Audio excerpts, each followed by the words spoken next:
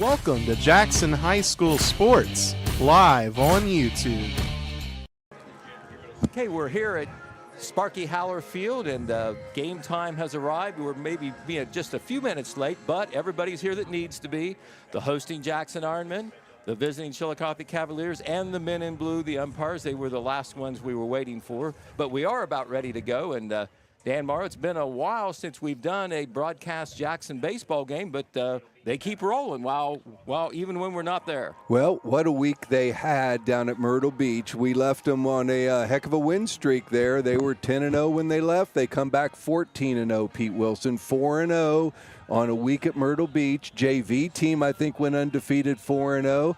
Our girls softball team went, I think, 5-1. It was a great week, plus a lot of bonding, a lot of family time, everybody that I've talked to, they just had a great week. Weather was really good for everyone. So there was quite the Jackson contingent down there cheering on our baseball and softball teams. Well, I tell you what, if you're going to go to an away game, a vacation at Myrtle Beach for a week doesn't sound like a bad choice. It would truly make sense. We're right back here finally. We got rained out or threat of rained out last night with Warren coming to town, but boy, they get back to Jackson and they jump right into FAC games, which are huge for the Ironmen, who are still undefeated, but only 4 games played within the league, Pete Wilson. They are 4-0 in the Frontier Athletic Conference. Chillicothe comes to town with a 4-2 record, so a very big game tonight for our Ironmen to hold serve here at Sparky Haller Field. I know, as we with 4 games to go, as you threw out that cautionary comment, Jackson actually is in first place right now, but as we said, mathematically, still a lot of baseball to be played. And the teams are lining up, as you can see there on our Total Media YouTube video. The teams are lining up along their respective baselines for the national anthem. And so we are going to take a break of 3 minutes, and then two will be plenty. Okay, let's make it 2 minutes. We don't want to miss anything. We will be back with the start of this FAC baseball game between the Jackson Ironmen and the visiting Chillicothe Cavaliers.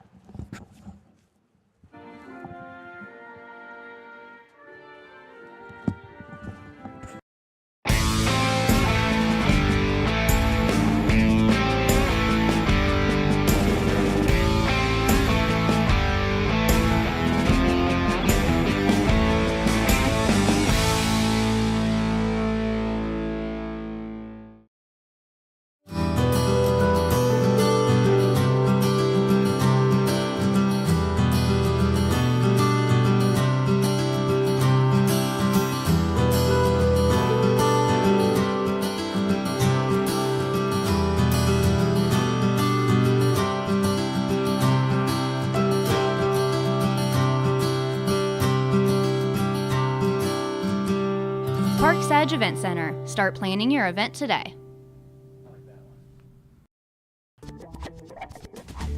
I'm Chad Niddle, your Jackson Edward Jones financial advisor. We're all about financial investments, but we also value the investments of time, patience, and encouragement our young athletes receive from their coaches, teachers, and mentors. That's why Chad Niddle and Edward Jones are a proud sponsor of Jackson Ironmen Baseball. Give us a call at 740-286-4872 or visit edwardjones.com for all your investment needs. Edward Jones, Member Securities Investor Protection Corp.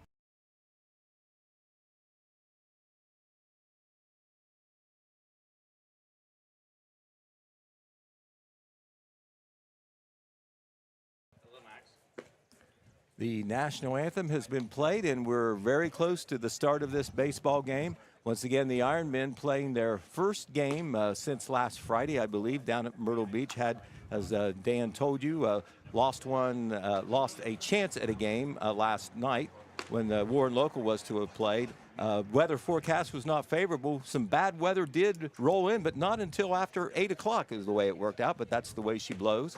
But we are definitely going to play tonight. 78 degrees is what the temperature is right now. High skies, sunny skies, a little puffy clouds out there, just a slight breeze, and so near perfect conditions for baseball. Last time we talked to everybody, Jackson was beating Greenup, Kentucky, with a 5-3 victory in 9 innings. Pete Wilson, and you remember Ashton Seymour with the game-winning hit that night. He is in the starting lineup tonight, so the freshman getting another opportunity. All right, and we can tell you, since we just made a personnel statement, all the Ironmen are healthy. Remember when we last left you, Garrett Legg was on the bench with still recovering from a hamstring. Noah Ernst, who had a hamstring injury of his own, not quite as serious, had limited play, but they're both full go according to the coaching staff.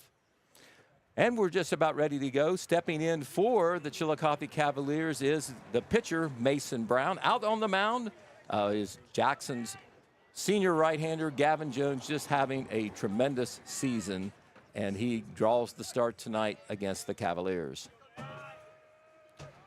First pitch from Gavin Jones, nice curveball, a little bit high, I guess, ball one. Cavaliers are an interesting team, Pete. They are 6-7 overall, but have played some great baseball. And like we said, within the league, they are 4-2. Swing and a miss, strike one. Looking up and down their schedule, we try to do a little homework before we come.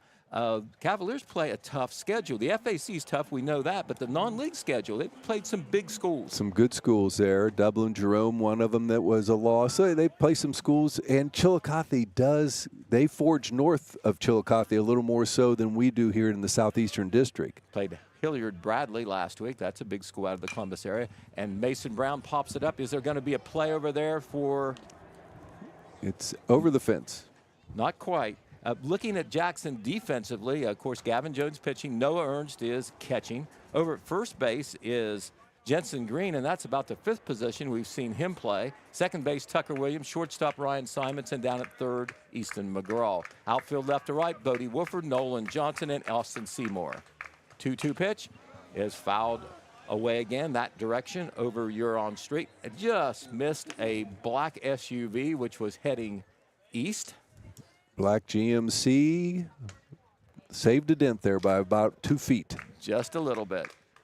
And a curveball is hit in the air there. I think there's going to be a play this time. Jensen Green is over there backpedaling and got it. Stayed with that. Remember, he was backpedaling and looking up into that right field sun field, which is notorious here, but he made the play. Sunny day today. Ashton Seymour coming from right field. Jensen backpedaling there. It was in foul territory, but a good over-the-shoulder catch by Jensen. T.J. Barr, the catcher, stands in there, number 3. Overhand curveball is low, ball 1. Ironmen playing Barr straight away here. Fastball down the heart of the plate. 1 ball and 1 strike.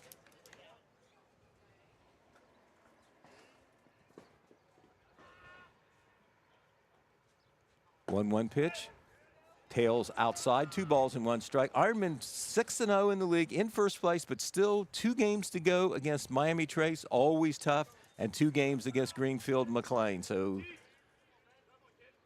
a lot of baseball left in the FAC. Swing and a miss by Barr for strike 2. Ironman, Dan, I figured this up. They've won at least 16 straight conference games. Of course, coming off a 10-0 conference record last year. And then they've won 6 so far, 6 this year. Need to backtrack 2 years and see if we had a couple wins at the end of the season there. I know we've lost in the tournament to FAC teams. 3-2 pitch to Barr is a little outside, ball 1. So Barr draws a 1-out walk from Jones. I tell you what, we couldn't remember, neither Coach McGraw or I, how that 2 seasons ago ended. He knows they lost late in the season to Washington Courthouse. Remember, Lots was our nemesis for Courthouse. But it wasn't regular season. So regular season FAC games, I'm going to get to work on that, Pete. And that is popped up. The third baseman, Easton McGraw, going over the shoulder, and he makes the catch. No, he couldn't quite get it. Couldn't quite get it. Okay. Had it in his glove, but couldn't catch it. Kind of a tough play there. He had to backpedal and then got turned around and wasn't quite able to make the catch. But it does go down as strike 1. Vincent Haller, the shortstop, does bat from the left-hand side. Nice pitch, strike 2 call. Jones mixing in some off-speed stuff with his fastball against these early hitters for the Cavs. And that is popped up out of play, foul. Count remains no balls and 2 strikes. T.J. Barr, after drawing a full count walk, not getting a real big lead down there. Here comes the 0-2 pitch, and that is hit deep to center field. Bodie Wolford ranging back, and he's got it.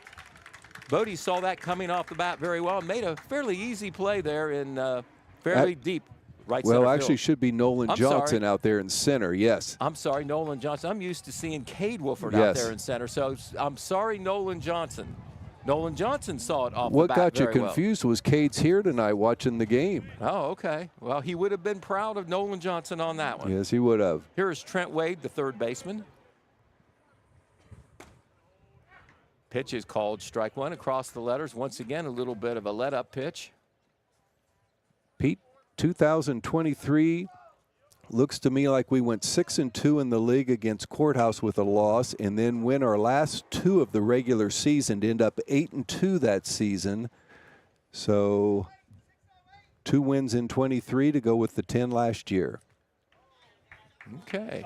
We knew it was a good season. We know they lost a couple. We just didn't know when they occurred. The count to Wade is 0-2 as Jones tries to retire the Cavs here in the first. Now, here's the other thing. We're only 4-0 in the Frontier Athletic Conference this season. 4-0. We have Chile twice, Trace twice, and also have Greenfield twice. Okay, well, I stand corrected. It's been a long time since we've played, and a lot of the conference games yet to play. So it majority actually of them should be 16 straight regular season Frontier Athletic Conference wins in a row. 16 in a row, dating back to the 2023 season. Yes, sir. Thank you very much for that research, sir. I'm sometimes here for a reason. Just off the outside part of the plate for ball 2. 2 balls and 2 strikes. The other teams ahead of Jackson in conference games played because Jackson went down to Myrtle Beach for a week, so they got to make up some of those missed games. Swinging and a miss. Strike 3. So in the inning for the Cavaliers, no runs, no hits, no errors, 1 man left on base on the walk. In the middle half of the first inning, it's the Chillicothe Cavaliers 0. The Jackson Ironmen are now coming to bat. You are listening to and watching Jackson Ironmen Baseball on the Total Media Sports YouTube channel. Osborne Equipment Service. Is Ralph there? You sure you've got the right number? Is he there? Well, what's he look like? He's got white hair and spots. Is Ralph your dog? He's a Dalmatian. Why would he be here at Osborne Equipment Service? You always say you have something for everyone. We do, with service for trucks, trailers, buses, and RVs, and we're family owned and operated. Maybe you should look in your backyard for Ralph. I'll just call his cell phone. Your diesel specialist since 1979. Osborne Equipment Service in Jackson, Ohio. Call 800-937-3501.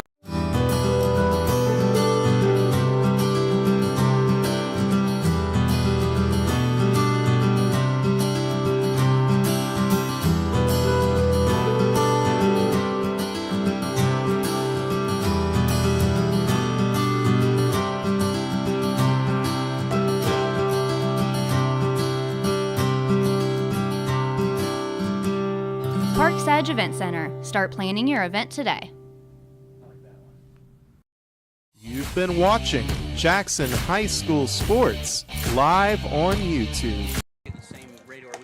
We're back here at Sparky Howler Field, and Gavin Jones did a nice job getting 3 outs in the top of the first inning. One of those a strikeout, one of those a walk. But the Ironmen now coming up to plate. Pistol Pete, you're back on. All right, well, I just between innings, I talked with Athletic Director Waylon Massey, and last night's scheduled game against Warren Local, basically, Warren Local, they had to come a distance now. They took a look at that radar and thought the chances of getting that game in weren't very good. And if the game time would have been 8 o'clock, they were right. But as it turned out, that weather did not hit us until a little bit later. Those are tough, and it's such a hard guess in spring. And, you know, like you said, you load your team up on the bus, come all the way here, can't play. That's no fun. Have to reschedule, load them up again. It's tough on school districts. It's a tough call to make, but right. And the truth is, if there's a thunderstorm involved, you could have delays, and there's no lights here at Howler Field, so understandable the decision there. These teams play a lot of games as it is. That game, don't know, but likely won't be made up as we're getting late in the season. Here is Jensen Green coming up, the first baseman. As we said, we know he's played first, second, third, catcher, and right field. I know that much. Pitch to Jensen is outside ball one. The Cavaliers pitcher is Mason Brown, a right-hander. One of the Cavaliers' top pitchers, I am told. Jensen just seems to be getting more and more involved with this baseball team. Like he says, what a utility man to have for Coach McGraw to be able to put him at so many different positions and do a good job at all of them. Made the most of his opportunities when Noah was hurt, and Green takes a healthy cut on 2-0 and fouls it back to the screen. 2 balls and 1 strike. Jensen batting from the left side. Ryan Simons, who has often been in the leadoff position in the number 2 spot, he is on deck. Green bats from the left-hand side. The 2-1 pitch coming, and another healthy swing, and he fouls it over the Jackson dugout. Foul ball, strike 2. 2 balls and 2 strikes. TJ Barr is indeed the catcher. Jensen, a prototype leadoff type hitter because of base running skills, very fast. And he can bat from the left side, so he can get down that first baseline quickly if he can keep it in play. A lot of times also you'll have those players who are not all that tall in that leadoff spot. They're a little bit of a tough target maybe for if a pitcher's not on it. Jensen looks like he's a very aggressive hitter though. 2-2 pitch coming to Jensen Green. High and away, ball 3. Flag not moving out in center field, Pete. This is about the best weather we've had. The last couple games have been good, but we went through some tough ones early on in this season. Cavaliers will host Jackson tomorrow night, weather permitting. The return game. High and away, ball 4. So Jensen Green does the job that the leadoff hitter is supposed to do. He gets on base in this situation with a walk, and here comes Ryan Simons, the shortstop. Ryan Simons, you know, with a record of 14-0, you're going to have some fairly gaudy hitting stats. Ryan comes into this game hitting over 400, 408 and a 463 on base percentage. Let's see what Ryan Simons is doing here with fast runner on first base, no score in the first. And he hit a little Tigger down to third base, throw over first. Just did get him over there. Green does go to second base. Just a little chopper. Third baseman made a nice play on it and a nice throw to be able to get Simons by about a step. Green goes to second on the play. Nolan Johnson, who's handled that third slot in the order all year for Coach McGraw. He is the center fielder, made a nice play in the first inning. I'm saying it again because I credited Bodie Wolford first. Nolan, good speed and good power, hitting in that number 3 spot. Off speed pitch, Johnson chops it at the plate for a foul, strike 1.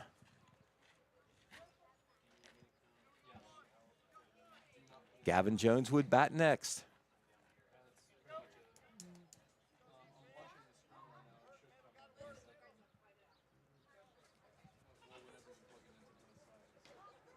Brown looks back at the back at the batter and throws a fastball right under Johnson's chin. Chin music there. That's a phrase you heard, and that's exactly what that was. 1 ball and 1 strike to Nolan Johnson. Shortstop trying to keep Green close now. Second baseman doing the same. 1-1 pitch, and that does hit him. That was an off-speed pitch at least. Looks like it hit him in the triceps there. At least it was a slower pitch. The one before was a fastball right under at the chin, but right. And so far on the 3 batters, it's early. Brown's, when he misses, is missing inside.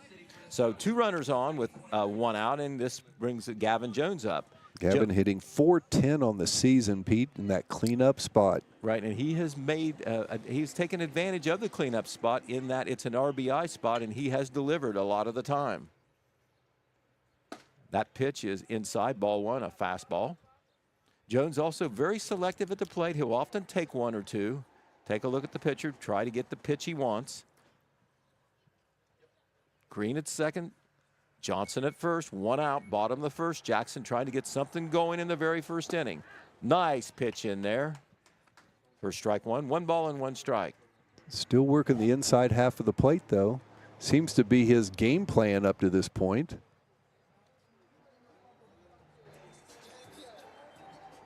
1-1 pitch coming. Long look. Here it is. High ball 2, tries to throw down to third. Did he slide in safely or not? He is safe. I tell you what, the ball, Dan, was there in time, but I don't think the tag got down there. It was very close. I think Jensen's, you slide under a tag naturally, but he really slid quick and got underneath the attempted tag. I think the head coach for Chillicothe not in total agreement with the umpire, and he's going to walk out all the way out to him and talk that over. Right. Well, but I don't think there's do-overs on that call. Well, I tell you what, it looked like to me that the ball was there in plenty of time, but the tag was not. What do you see? Oh, it was bang bang to say the least, and the umpire called him safe, and he's not going to change his call. So we all of a sudden have 2 runners in scoring position, 1 out. Gavin ahead in the count 2-1. Cleanup hitter up there. A lot of times, in a bang. We talked about Jensen's base running ability. He got down there in a hurry. It looked like he was in trouble as far as getting the base stolen. No, it looked like it was going to be an out there. Yes. I'll say that. Overhand curveball in there for strike 2. 2 balls and 2 strikes. First base is open, but another good hitter waits on deck, and Noah Ernst, the catcher. 2-2 pitch to Gavin Jones. And that is a deep, deep fly to center field, and that is against the fence.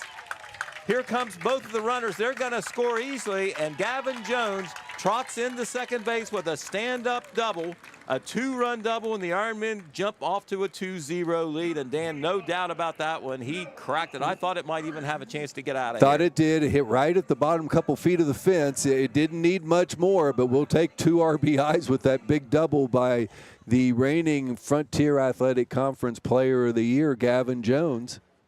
And this will bring up Noah Ernst, the catcher, as the inning continues for the Ironmen. Boy, when you're a pitcher like Gavin is tonight and you can help yourself like that. Pitch is away for ball 1.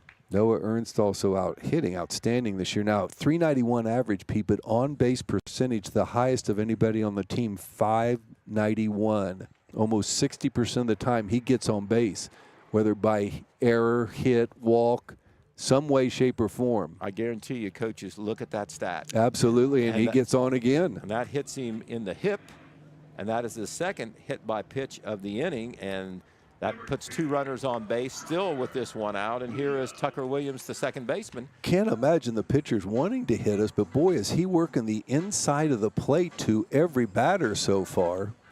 He certainly is doing that. And Tucker was in the spotlight on Monday evening at Jackson City Council. Representatives from AMP, Ohio, that's the electric cooperative which serves the city of Jackson, came and presented him with an AMP scholarship, very exclusive, only 10 get that. And there's a beautiful bunt down the third baseline. Guarantee hit. It's going to just die there. And there's not even a play thought of by the third baseman. Of course, third baseman was not playing up after Jones's double, probably not expecting a bunt, but that's what Tucker did. I guess that's why he's going to Yale. Pretty smart play. Pretty smart play, and Tucker just can do a little bit of everything for this team. Probably will get the starting nod tomorrow night at Chillicothe when the Ironmen travel over that direction. But so valuable this year, and what a year he's had as far as awards, honors, things. He just has been very special. Bodie hits a chopper, but it's going to go foul and stay foul for strike 1. Bodie Woodford hitting .432 on the season. Okay, now remember, Bodie got some playing time last year, but he was not a starter. He hasn't done too well stepping up into a starting role based on that average. Of course, we've seen some of those hits here in our broadcasts. Called strike. Nice fastball over the outside edge this time. No balls and 2 strikes. So Brown needs a strikeout really in the worst way with the bases loaded. Infield's playing back. They will concede a run on a slow grounder. Pitch a little bit high. Didn't miss by much. 1 ball and 2 strikes. Infield kind of squeezed in the middle infielders towards second base, maybe hoping for a double play ball as opposed to a play at the plate. 1-2 to Bodie. Curveball, outside ball 2. 2 balls and 2 strikes. First baseman in on the grass. But look at the lead Tucker gets, Pete. Almost a running start. If Bodie hits something in the gap, he's scoring from first. All right, they're not really worried about Tucker right now, and he's taking advantage of it. And that is over Wolford's head. Here comes the runner, and the pitcher fell down. He does not come to cover the plate, and Jones is able to score. It actually came back to the catcher pretty quick, yes, but there was no one covering home. Well, Gavin was on the run right as it got past the catcher, so yeah, it was an easy one. He doesn't have to slide. And that was a wild pitch of the highest order, way over the head of the catcher and over the batter as well. The count is 3 balls and 2 strikes to Bodie Wolford. 3-0 now, Ironmen here in the first inning. Swing and a miss. Took something off of it, and he gets a big out there. A lot of damage already done, but that was a big second out for Mason Brown and the Cavaliers. Here's the youngster, Ashton Seymour, the right fielder. I'm not sure, who all played down at Myrtle, but you have a feeling he has worked his way into the lineup with his performance against Greenup County in that game, Dan. Huge hit. Swing and a miss as the... Still see that shot just to right center field. That was a game winner against Greenup in a game that was long and cold, and it was a great way to finish it. Brown. Nice as a freshman, you've already got a game-winning hit on your resume during an undefeated varsity baseball season up to this point. Ironmen have jumped on the Cavaliers for 3 runs. Still 2 runners at third and second. Here's the pitch. Wow. Oh, that is the third hits batsman of the inning. Ashton Seymour goes down. That was a fastball, Dan. That one stung too. Ashton shook it off, but this is going to bring up Easton McGraw, and for the second time this inning, the Ironmen have the bases loaded, and they have officially batted around now. if you're Easton and 3 guys have been hit in front of you, you got to be thinking this is crazy, and it can't be intentional. And now the umpire wanted a word, it looked like to me, with the Chillicothe coach, and the Chillicothe coach wants to know what the situation is. Do you have any idea? I think he's still upset with the you mean call at third base on the steal by Jensen Green. There's been some noise from the dugout? I think so, and now he voiced his opinion to the home plate umpire. But once again, that's over. That's history. Now he's hit the 3rd, the 5th, and now the 8th hitter in this first inning. The attention is back on Easton McGraw here. Bases loaded, 2 outs, Ironmen with 3 runs in. Pitch is high and inside, ball 1. He has to have us thinking we're leaning back just a little bit. He has hovered around the inside of the plate, but 3 times he's hit guys right in the middle of the back.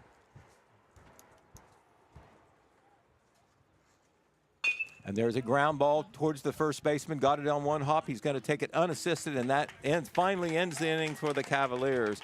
But in the inning, the Ironmen strike for 3 runs. There was, let's take a look here. There was 1. I got 2 hits, the bunt. 2 base hits.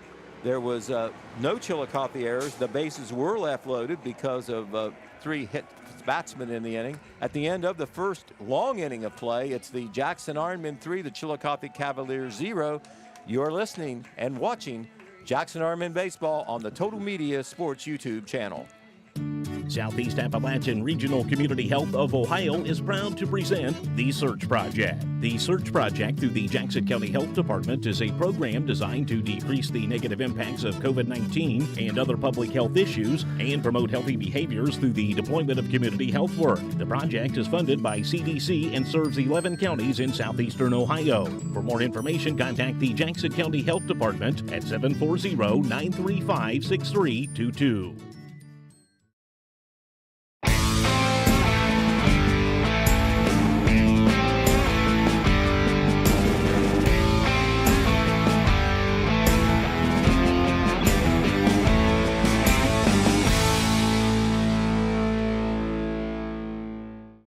Been watching Jackson High School Sports live on YouTube. Out call if the ball just gets there first.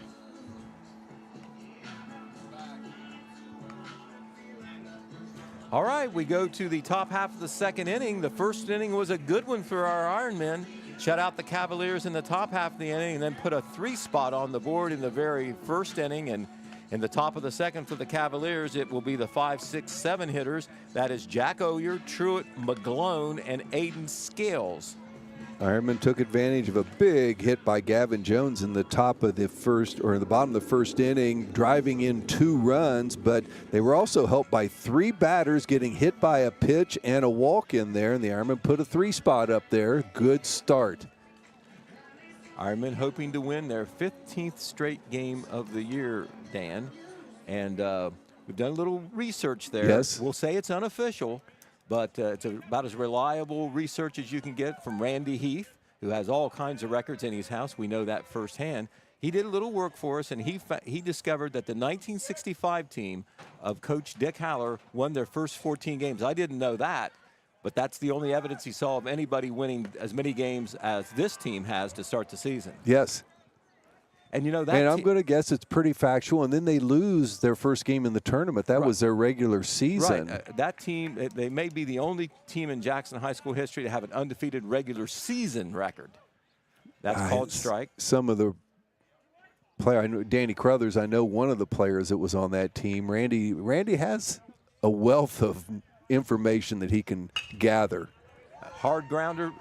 Simons has the deflection, and he throws it over the head of, they're going to throw down to second. They're going to get him. Oh, my, what an easy play. Wow. How quick did Jensen Green, the throw, Ryan saved it from going to the outfield. He got to it very quickly and overthrows Jensen at first base. It bounces off the fence nicely for him. Jensen throws it back to Ryan, and the tag, it was very easy. Runner wasn't even close and didn't even have to slide to get it, try to get in there. Right, he didn't even try to slide. It was so obvious there. You give him a hit. Yeah, you give him a hit, and there would have been an error if he got to second, but he didn't get there. Yeah, so you're right. It's just an out on the base paths, and I think that they might have had, he wouldn't have got past first base, but Green fell down to try to get Simon's throw, and that's how it got set up for a play at second base.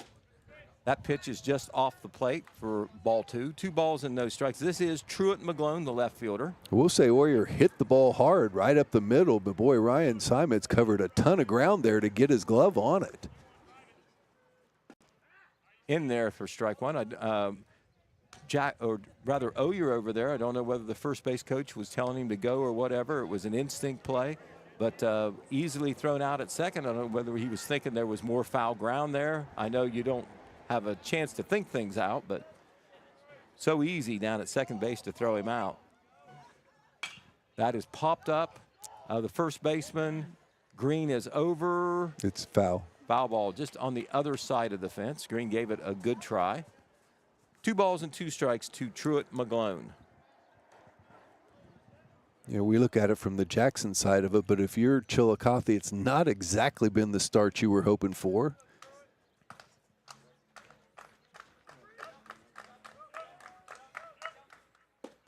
Off the plate for ball 3. 3 balls and 2 strikes.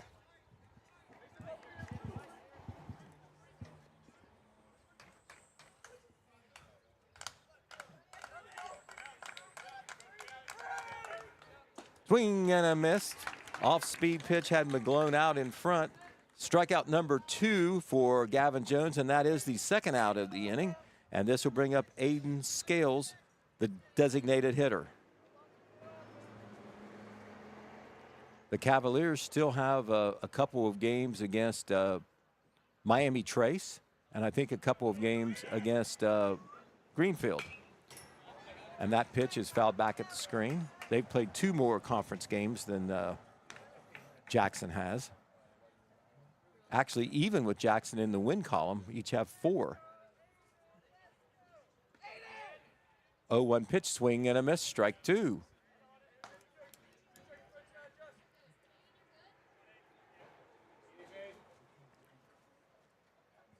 0-2 pitch.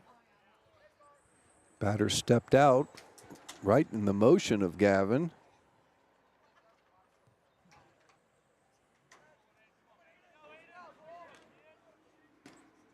Curveball, tails outside for ball 1. 1 ball and 2 strikes. Ironmen will be at Chillicothe tomorrow night, weather permitting, for the return game. Swing and a miss on a fastball. Another good inning for Gavin Jones. 3 up and 3 down. No runs, no hits, no errors. Nobody left on base. Middle of the second. It's still the Jackson Ironmen 3. The Chillicothe Cavaliers 0. This is Jackson Ironmen Baseball on the Total Media Sports YouTube channel. I'm Chad Niddle, your Jackson Edward Jones financial advisor. We're all about financial investments, but we also value the investments of time, patience, and encouragement our young athletes receive from their coaches, teachers, and mentors. That's why Chad Niddle and Edward Jones are a proud sponsor of Jackson Ironmen Baseball. Give us a call at 740-286-4872 or visit edwardjones.com for all your investment needs. Edward Jones, member Securities Investor Protection Corp. Baby, Ramey's Homes is all shook up over our low rock bottom prices on America's most popular manufactured and modular homes. Ramey's Homes has the largest selection of quality built to manufactured homes in southern Ohio with the most flexible terms available. Don't be cruel. Hurry to Ramey's Mobile Homes, 7 miles west of MacArthur on Route 50 and 2 miles south of Chillicothe on US 23, baby. And we'll see you there, teddy bear. Hurry down to House Rock. You've been watching Jackson High School Sports live on YouTube. Okay, we go to the bottom half of the second inning. The Ironmen, once again, will start with the top of the order as they batted around in that 3-run first inning. That means that Jensen Green, who started things off with a walk and then had a stolen base in there, what turned out to be an important play in that it was a bang-bang play down at third. He was called safe on a straight steal, and then a lot of good things happened after that for the Ironmen. Jensen sure made a great play to get the one hit that Chillicothe has. The throw went over his head, and he quickly got that down to second base, and they get the runner out trying to advance. Always makes you think when you're down 3-0 and you need a base runner, you hate to get outs running on the bases.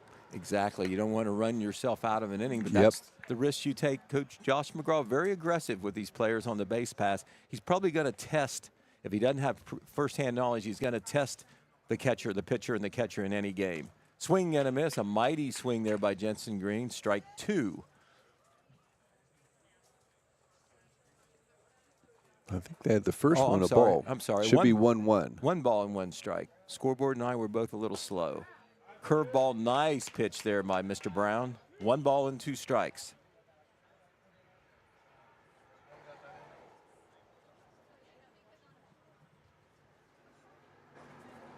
Swung at a pitch that was high and away, and it cost him. A strikeout for Mason Brown, and a good start for him here in inning number 2. Here's Ryan Simons, hit a little chopper to the third baseman and was thrown out. As he bats for the second time in 2 innings.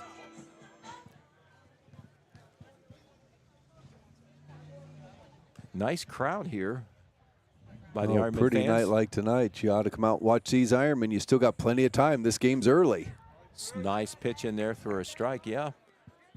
A lot of folks in the bleachers and a lot of people in their folding chairs right behind the fence. That's a very popular option, especially for some of the parents. They almost have designated spots. There's a hard grounder to the second baseman.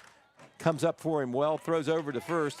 And 2 up and 2 down here for the Ironmen in inning number 2. Nolan Johnson comes up. He reached on a hit by pitch. He was one of 3 Ironmen to be hit by one of Mason Brown's pitches in that first inning, or Mason Brown's pitches in that first inning. He did also come around to score. Jackson would have he got a stolen base on the time that Jensen got the stolen base to third. Nolan followed him to second. That pitch is fouled behind us, out of play for strike 1. So it looks like Mason Brown, who's got some pitching experience for the Cavaliers. I know he's pitched a lot for them this year, settling down here in inning number 2. That pitch is high and inside for ball 1. 1 ball and 1 strike.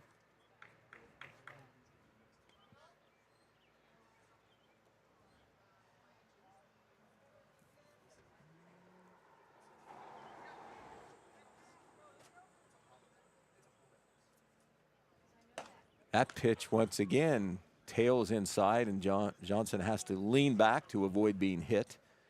2 balls and 1 strike.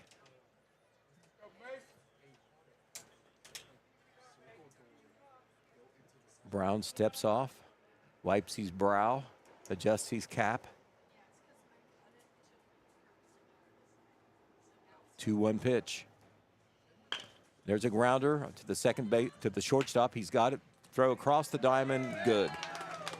Out number 3. 1-2-3 inning for the Cavaliers that time. Mason Brown does the job. No runs, no hits, no errors. We have played 2 full innings of play. It's the Jackson Ironmen 3, the Chillicothe Cavaliers 0. This is Jackson Ironmen Baseball on the Total Media Sports YouTube channel.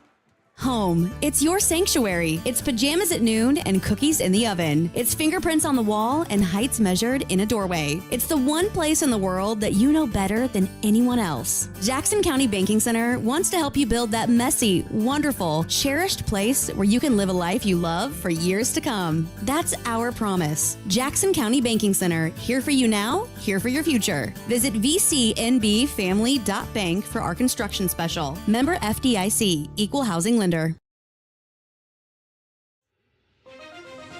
From breaking news to heartwarming stories, the Telegram is your ticket to the latest buzz in town. Read your daily dose of local headlines, sports, and entertainment and more, in hand and on paper. Get a print and digital subscription for only $7.95 per month. Delivered fresh every Wednesday and Saturday. Visit thetelegramnews.com or call 740-286-3023 today.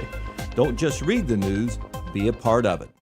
You've been watching Jackson High School Sports live on YouTube. Well, Pete Wilson, you did a pretty good job in your first 2 innings on the broadcast. I'll see if I can carry on from there. The Jackson Ironmen find themselves up 3-0 after 2 innings of play. Gavin Jones on the mound for the Ironmen. We're trying to win the 5th Frontier Athletic Conference game of the season. Ironmen are obviously in first place because they have not lost a Frontier Athletic Conference game yet, but this is one of the foes, Chillicothe. They need to hold serve at home. They will head to Chillicothe tomorrow night. Gavin's first pitch is a strike. Batter is Caden Aftka, center fielder. Very good pronunciation there. You think? That's right. Good curveball for a second strike. 0-2 the count. Beautiful night here on Huron Street at Sparky Haller Field. There's a curveball for a called strike. Beautiful pitch that just went through the back door there on the batter. 3 strikeouts in a row for Gavin, 4 in the contest. And we have James Wrinkle, the right fielder, up to the plate. Another lefty. Back-to-back lefties here for Chillicothe. We are in the top of the 3rd inning. First pitch is a swing and a miss.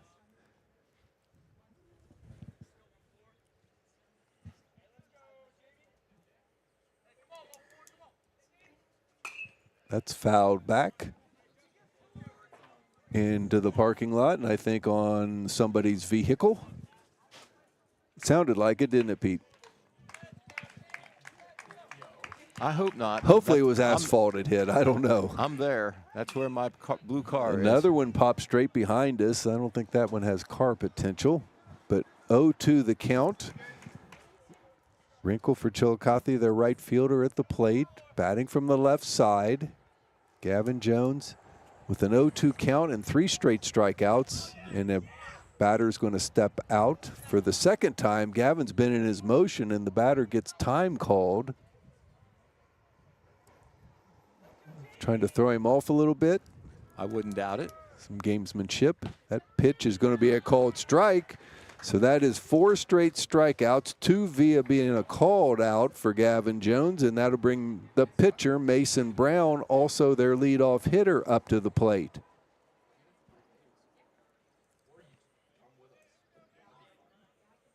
Brown settled down in that 2nd inning. Boy, the first one was a tough one for him. 3 batters he hit with a pitch. That curveball is right over the middle. Pretty pitch. Sometimes, you know, you're looking dead red and somebody drops a curveball in there and you just watch it and tip your hat. Yep. That one is fouled back on the right side across Huron Street. Ball boy chaser is going to have to hunt that one down in some tall grass.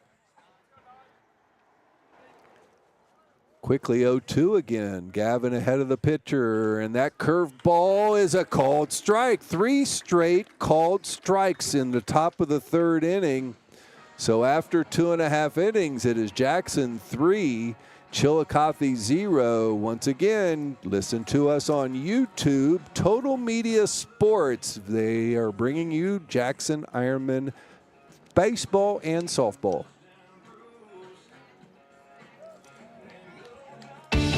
One of the best tickets in town will always be activities at our local schools. Athletic events, concerts, and plays. You can always count on an enjoyable time. Our children are the future. Let's give them all the encouragement that we can. Go to a game, hear a concert, see a play. Ohio Valley Bank. Community first. Member FDIC.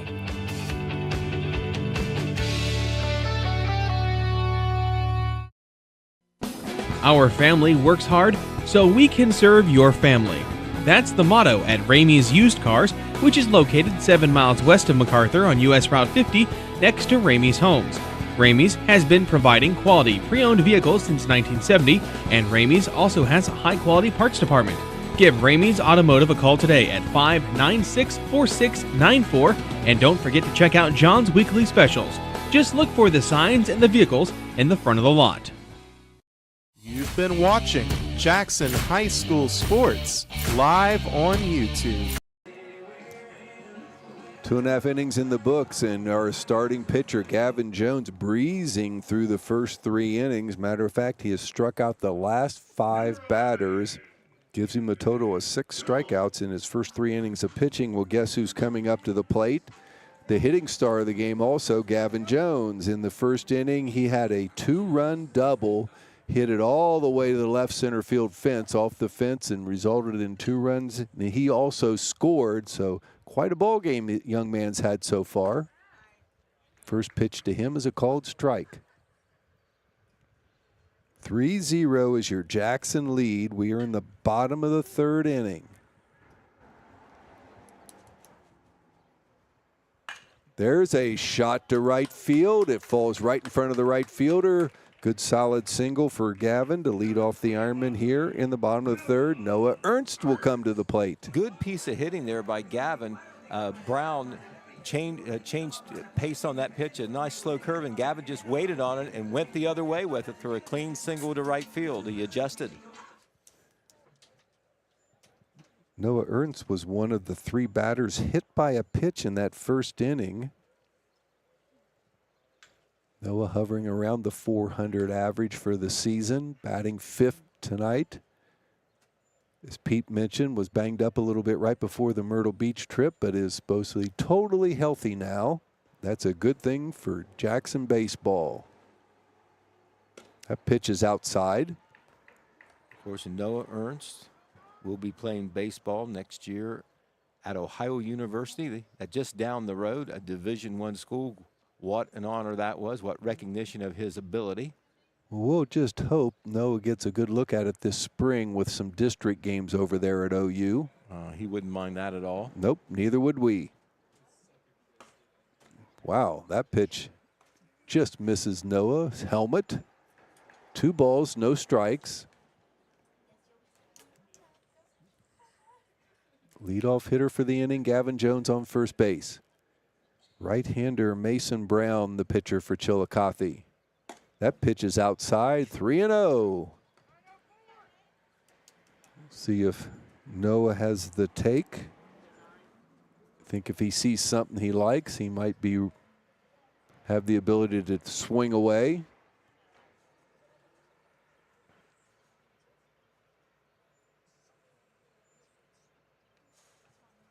The 3-0 pitch. Curveball inside. Single and a walk for the Ironmen to start this bottom of the 3rd inning, and that brings up Tucker Williams, who laid down about as perfect a bunt as you could. Matter of fact, it was so good down the 3rd base line, there was no play for anybody. Couldn't even make a throw to first base on it. Tucker had it beat out so easily. Right, ball went about maybe halfway between home and 3rd, and it just died. We had a runner on 2nd, so the 3rd baseman couldn't be too far up, and he had no play on it whatsoever. Be interesting to see whether Tucker did that on his own or not. Well, there's 2 on, nobody out. Tucker at the plate.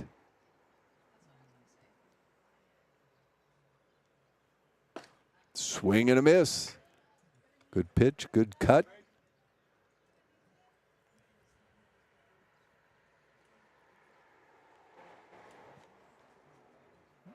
The 0-1 to Tucker on the way. And there is the bunt, and it's about identical to the last one. It's perfect once again, and Tucker gets a second bunt single, and the bases are loaded. I tell you what. Was that an instant replay? Right. It was almost as good, more of a chopper that time, but once again it died. Remember, he swung away the first time, so you're thinking he's not bunting. Right. And there he goes and does it. Bodie Woodford coming to the plate. He has a teammate on all 3 bases. No outs. Ironmen have the 3-0 lead, trying to gain on that lead right now. Bodie coming into tonight's game, batting over 400. First pitch is fouled back to the screen. Bodie struck out in his first time up.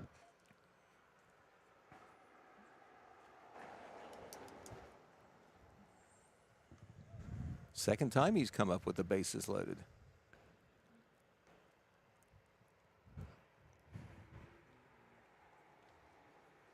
That ball is fouled back over the screen, over here on Street. 0-2 the count on Bodie.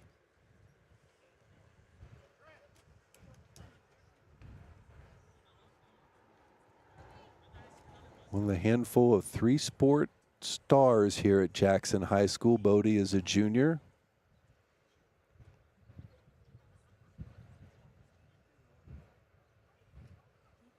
There is a shot.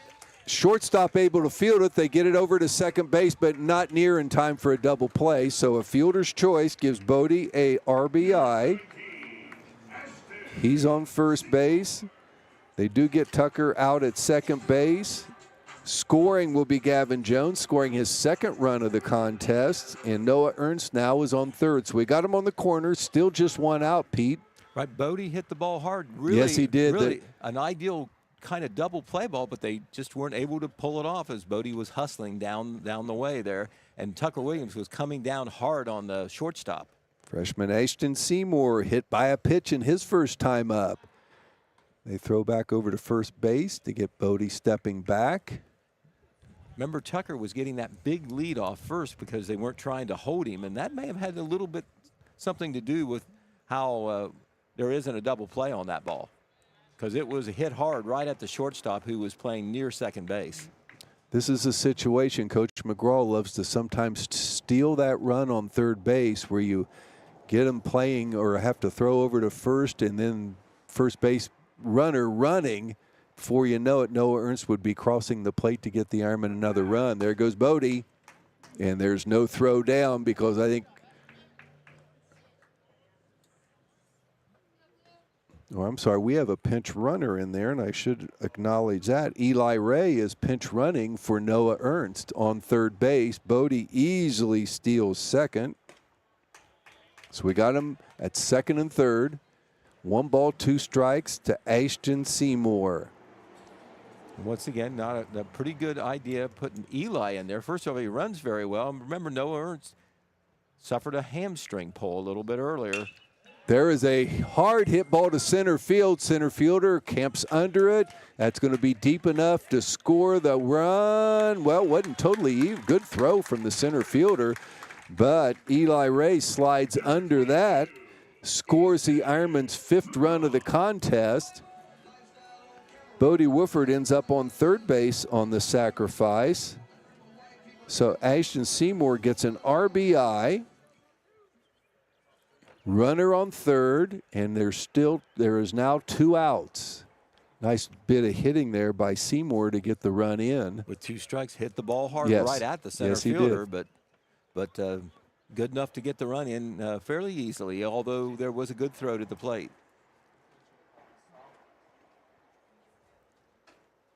Third baseman Easton McGraw up to bat. He grounded out in the first inning.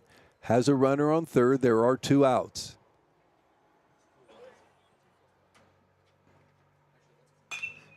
There's a foul ball down the right field line. It is well foul. Easton batting .323 coming into tonight's contest. Not bad for your 9th hitter in the order. No, all the Ironmen pretty good at putting not only the batting average, but putting the ball on the bat. Good contact by these players. There's a bunt. If it stays fair, it's a hit. And it is. And that's not only a bunt single, it's an RBI bunt single. And the Ironmen get their 3rd bunt single down the 3rd base line. That one nestled just right next to the line. Stayed fair, and Easton gets an RBI with his bunt single. I think that probably took everybody by surprise. I think so.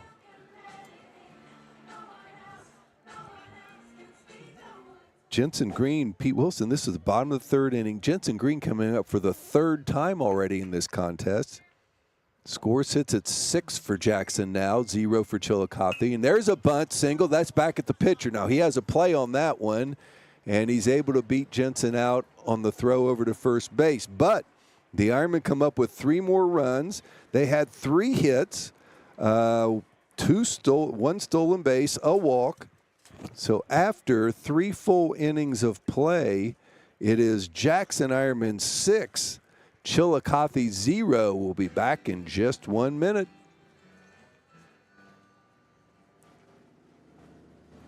Spring is in the air, and the McNerlin Network team at Howard Hanna is proud to sponsor Herds of Hope and their annual Spring Vendor Fair. Join us April 5th at Christchurch in Jackson, where you can shop, support local vendors, and even sign up to be one yourself. Visit the McNerlin Network team's Facebook page or Herds of Hopes to sign up, or call us at 702-6000. Have the link emailed to you. Plus, don't miss out on the Egg My Yard event. Let Herds of Hope's royalty help you hide eggs for your little ones. At Howard Hanna, we don't just sell homes, we invest in our community. Green and gold means sold. Call 702-6000 or stop by the McNerlin Network team at 135 East Huron Street in Jackson for more details. See you at the Spring Vendor Fair, and don't forget to egg my yard. Bryan Moore Construction specializes in turnkey construction, room additions, kitchen and bathroom remodels, as well as residential and commercial roofing. They also do silicone and acrylic roof coverings. Bryan Moore Construction delivers quality craftsmanship on time, on budget, and according to specifications. Choose Bryan Moore Construction for your next build, remodel, or roofing project. Call today for a free estimate. 740-418-6140. You've been watching Jackson High School Sports live on YouTube. 3 innings in the books. We're here at Sparky Howler Field. Beautiful night for baseball, and the Jackson Ironmen trying to go 15-0 on this season and pick up their 5th Frontier Athletic Conference game. Well, they've got the right start, Pete, after 3 innings. They lead it by a score of 6-0, and Gavin Jones has, believe it or not, struck out the last 5 Chillicothe Cavaliers in a row, the last 3 on called strikeouts. First pitch to the batter is a ball. That's TJ Barr. He's their catcher. Well, still a lot of baseball to be played, but, you know, looking down the schedule for Chillicothe, not only have they played tough teams, they haven't really been trounced this year. I don't think they've been mercy ruled in any game so far, and they've been very competitive even in their losses. That's what I remember from a scan of their schedule. The 2-1 pitch to Barr is a swing and a miss. 2-2. Gavin just feels like he's in control tonight, doesn't it? Very much right now. He just looks very comfortable out there throwing pitches. And there's a swing and a miss. That is his 6th strikeout in a row. 7 total strikeouts. And I tell you what, sometimes, you know, when you have all those Ks, it's just nothing but bullets. He is mixing it up out there. The location is great, and fastball and curves, both. There's another curve, a first pitch curveball beauty. Vincent Howler at the plate. Howler, a pretty popular name down here baseball-wise, wouldn't you say? I would say so. I don't think he's any relation to the Howler family. He's their shortstop. He flew out in the first inning. Hit it pretty good. Remember, that's the one that Nolan Johnson tracked out pretty well for the out. He's their 3rd hitter. 1-1 pitch, grounded right at first base. Jensen Green fields it cleanly, steps on the bag, and 2 quick outs again here in the top of the 4th inning. Next batter will be Trent Wade. He struck out in the first inning. Wade is the third baseman. He's had a tough night there because the Ironmen have laid down 3 nearly perfect bunts right down the third base line that he could not get to. They've all been clean hits.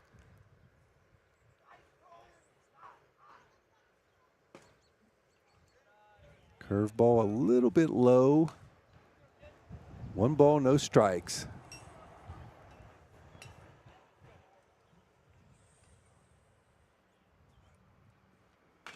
That one's fouled right back at us. 1 ball, 1 strike. Pete, really the interesting thing, the one hit for the game that Gavin has given up, we ended up throwing the batter out trying to stretch it to second base. So they've really had no base runners yet.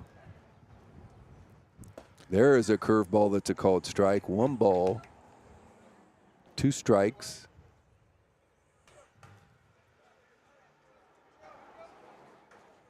Two outs, nobody on. Pitch a little bit outside. 2-2 the count.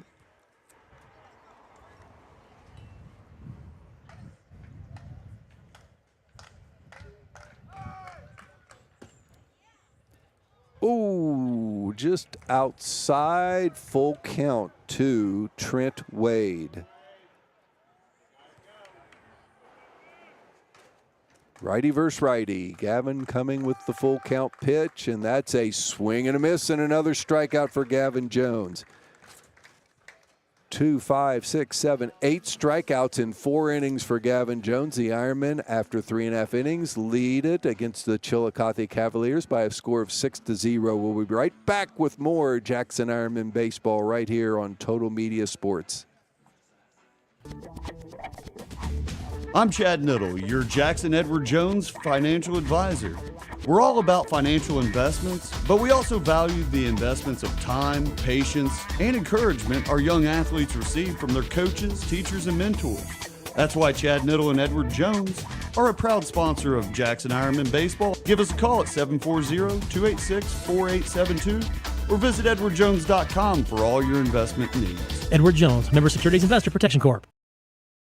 Baby, Ramey's Homes is all shook up over our low rock bottom prices. One of America's most popular manufactured and modular homes. Ramey's Homes has the largest selection of quality built to manufactured homes in southern Ohio with the most flexible terms available. Don't be cruel. Hurry to Ramey's Mobile Homes, 7 miles west of MacArthur on Route 50 and 2 miles south of Chillicothe on US 23, baby. And we'll see you there, teddy bear. Hurry down to Stillhouse Rock. You've been watching Jackson High School Sports live on YouTube.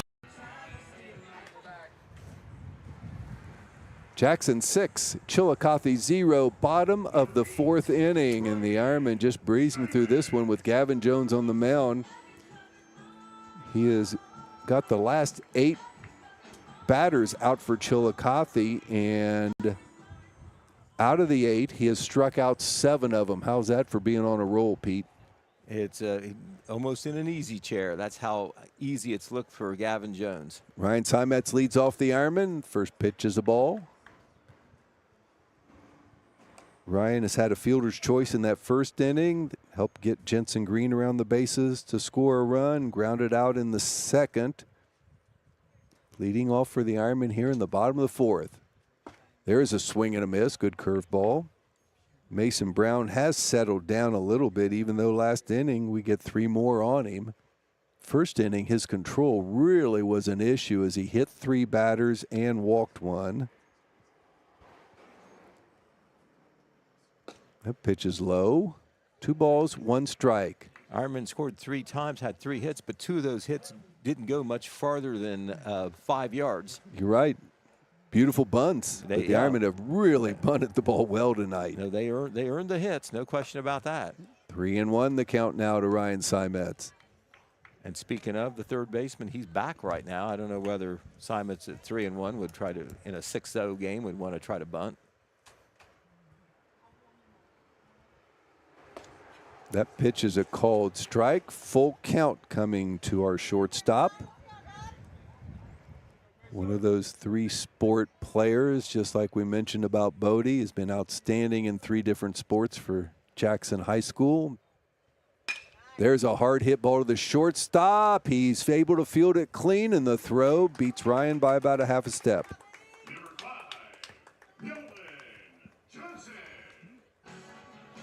Nolan Johnson hit by a pitch in the first inning, had a stolen base, scored a run, grounded out in the second.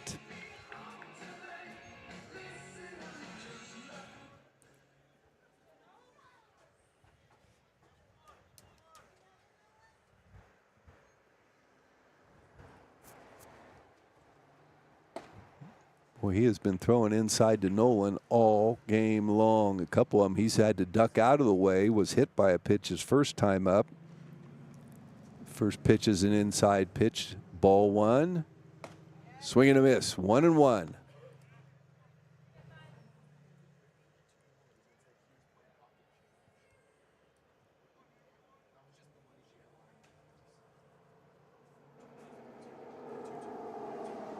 There is a shot to the shortstop, a line drive, but it's right at him. He makes the catch. Nolan hit it well.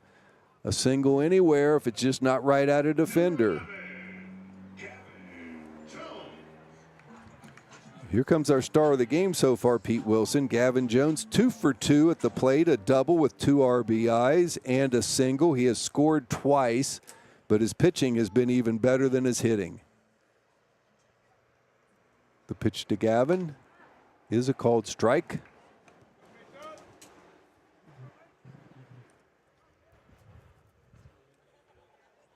It's pitched 4 innings. Has 8 strikeouts. Obviously pitching a shutout and a 6-3 lead. There is a ball popped up out of play.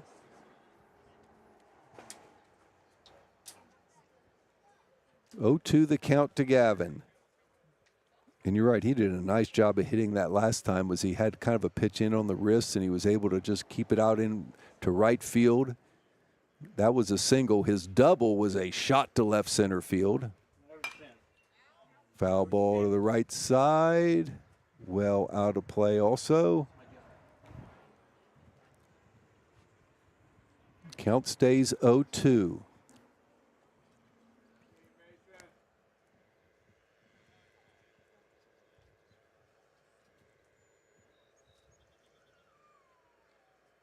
That pitch is just a touch high. 1 ball, 2 strikes.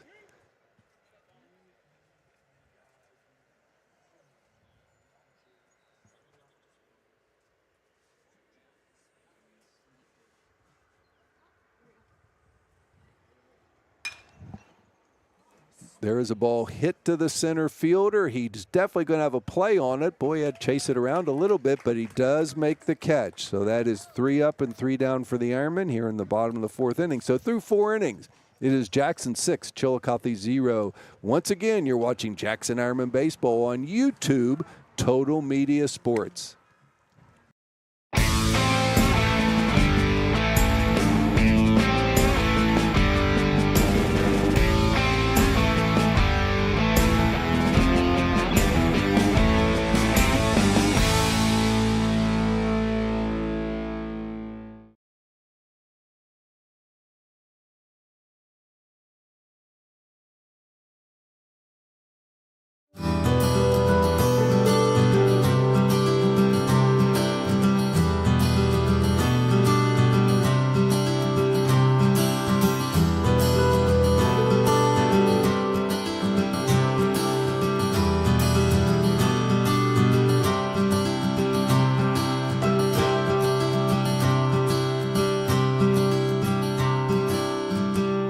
Parks Edge Event Center. Start planning your event today.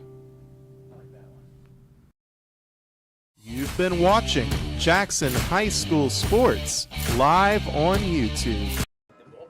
And we go to the top half of the 5th inning here. The Jackson Ironmen ahead of the Chillicothe Cavaliers 6-0. On the offensive side, Jackson has scored 3 runs in the first inning, added 3 more in the third. On the other side of the scoreboard, the Cavaliers all goose eggs up there because of the command, control, and pitching ability of one senior Gavin Jones. Can't say we're surprised based on what he has done in the past. We have kind of seen it before, haven't we? Right. Well, all he's done here, Dan, he had 5 in a row at one time. Strikeouts is what we're saying.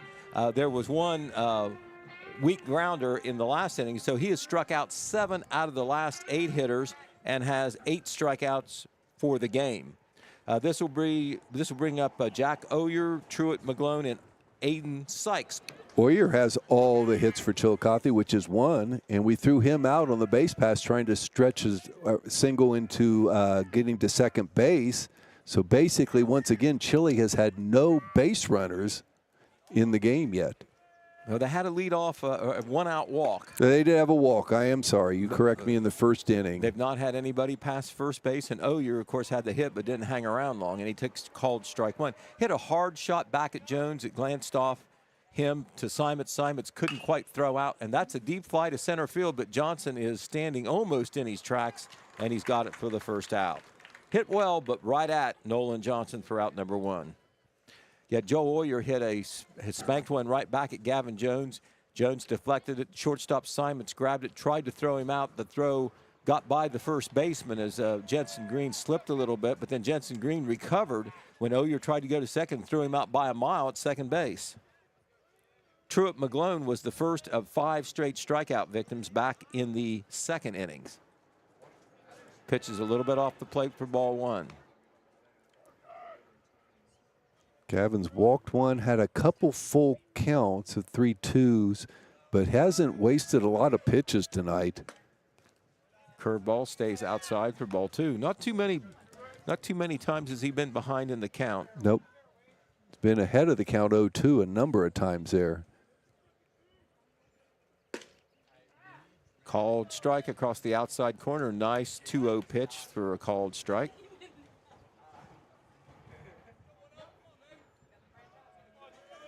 Two-one pitch coming. Fouled back at the screen. Jones bounces back to even the count. 2 balls and 2 strikes. Telegram reporter Red Thompson down there. Pete Wilson. Probably a good picture or 2 coming toward the paper. He's working on it. I know that. Swing and a miss. Took something off that and put it right over the heart of the plate. McGlone could not do anything with it. So that's a swinging strikeout. Strikeout number 9 for Jones. And that's 2 up and 2 down. Here's Aiden Sykes, or Aiden Scales rather, the designated hitter.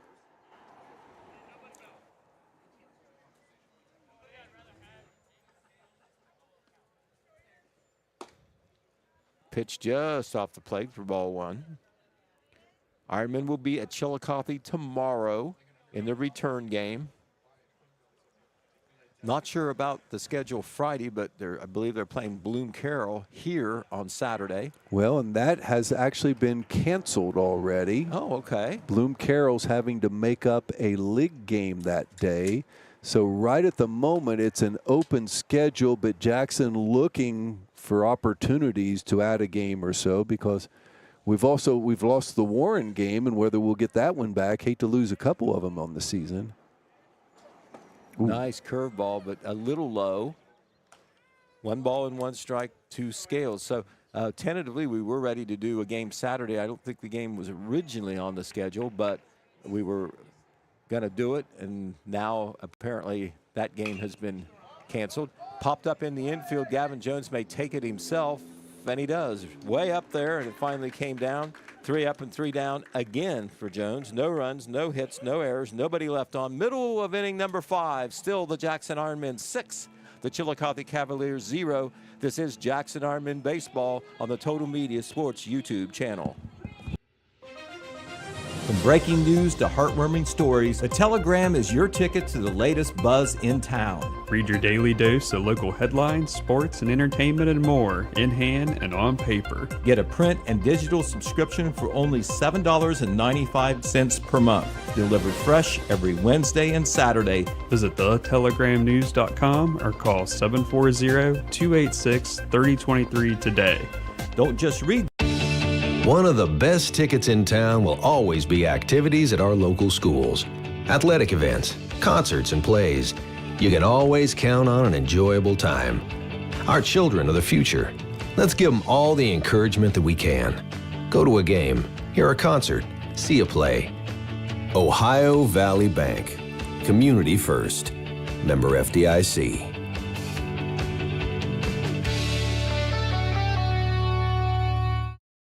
You've been watching Jackson High School Sports live on YouTube. Bottom half of inning number 5. Ironmen come to bat again, leading 6-0 over the Cavaliers. Mason Brown still out there for the Cavaliers, have survived 2 3-run innings so far when he had control problems in the first, and then in the third inning when the Ironmen put down a couple of bunt hits in the middle of a rally. Went down 1-2-3 to the Ironmen in the fourth, so see what the Ironmen can do here in the fifth. It will be Noah Ernst, Tucker Williams, and Bodie Wolford scheduled. Noah Ernst has got on twice, once hit by a pitch and once on a walk. Scored the second time. And he swings and fouls away to the right side for strike 1.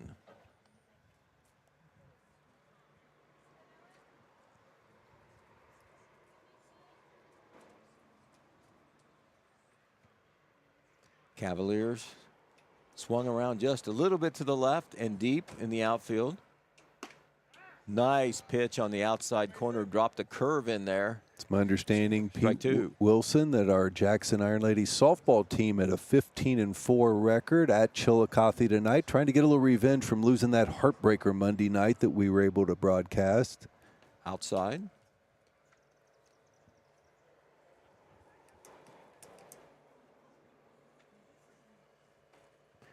That was their season flying along. That was senior night. Right, if anybody out there in TV land or YouTube land might know that score, hey, pass it along to us and we'll tell our audience.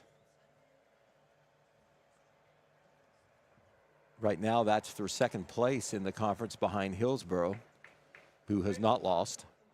Chillicothe's lost twice, Jackson 3 times.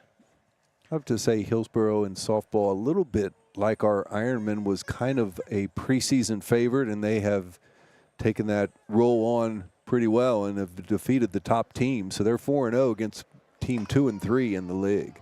Pitch to Ernst is up high. The count to the catcher for Jackson is 3 balls and 2 strikes. Brown's thrown a lot of pitches, still out there.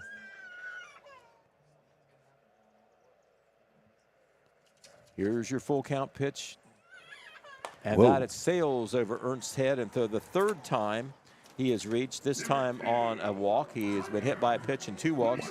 He is the leadoff runner on base, and let's see if they're going to pinch run for him this time.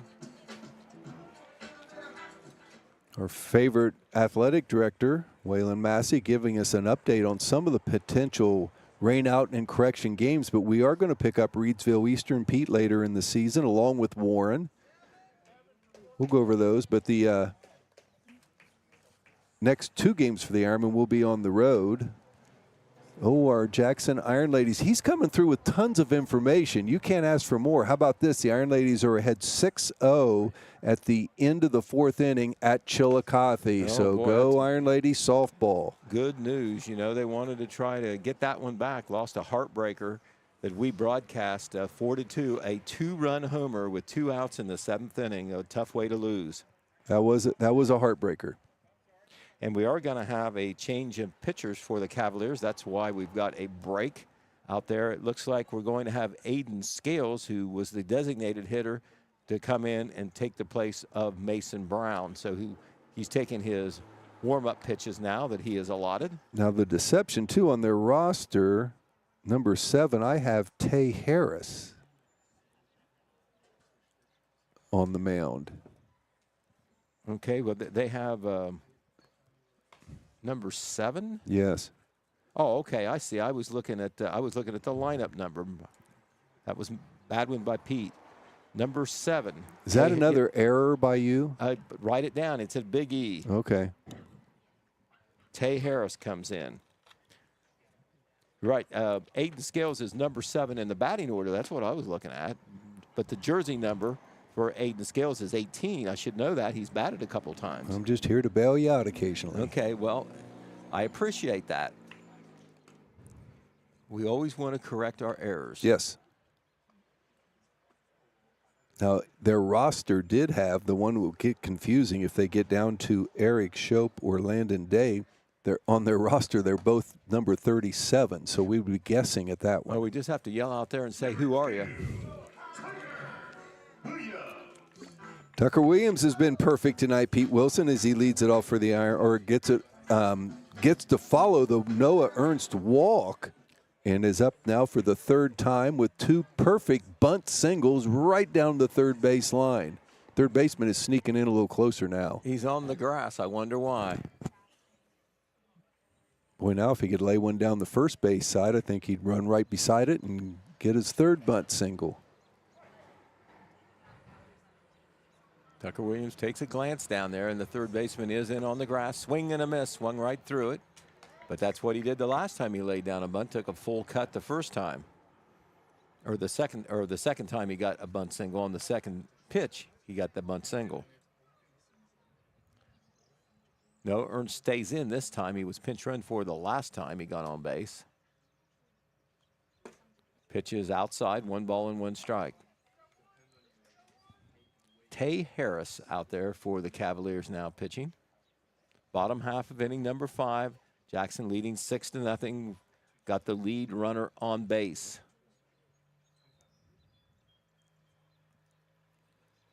Swing and a miss. Didn't get cheated on that cut, but didn't touch anything. 1 ball and 2 strikes.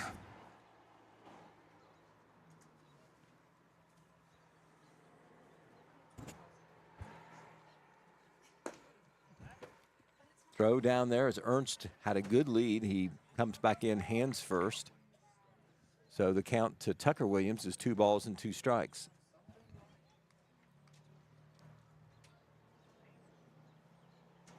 Harris steps back on the rubber.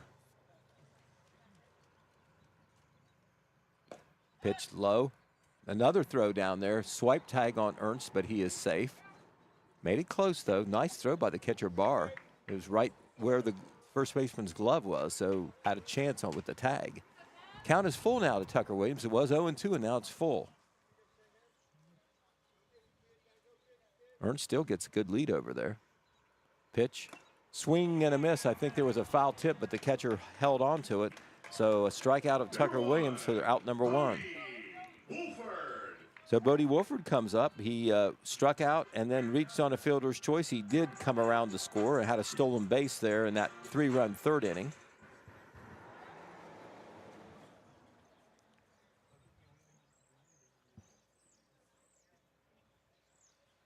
Swing and a miss. Took something off that, did Mr. Harris, and he had Wolford out in front.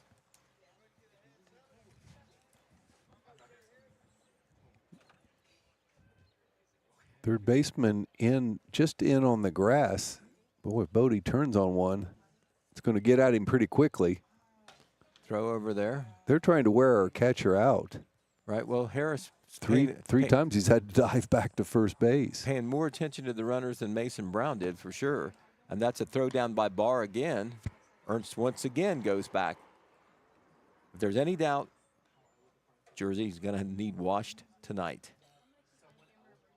Pretty dirty.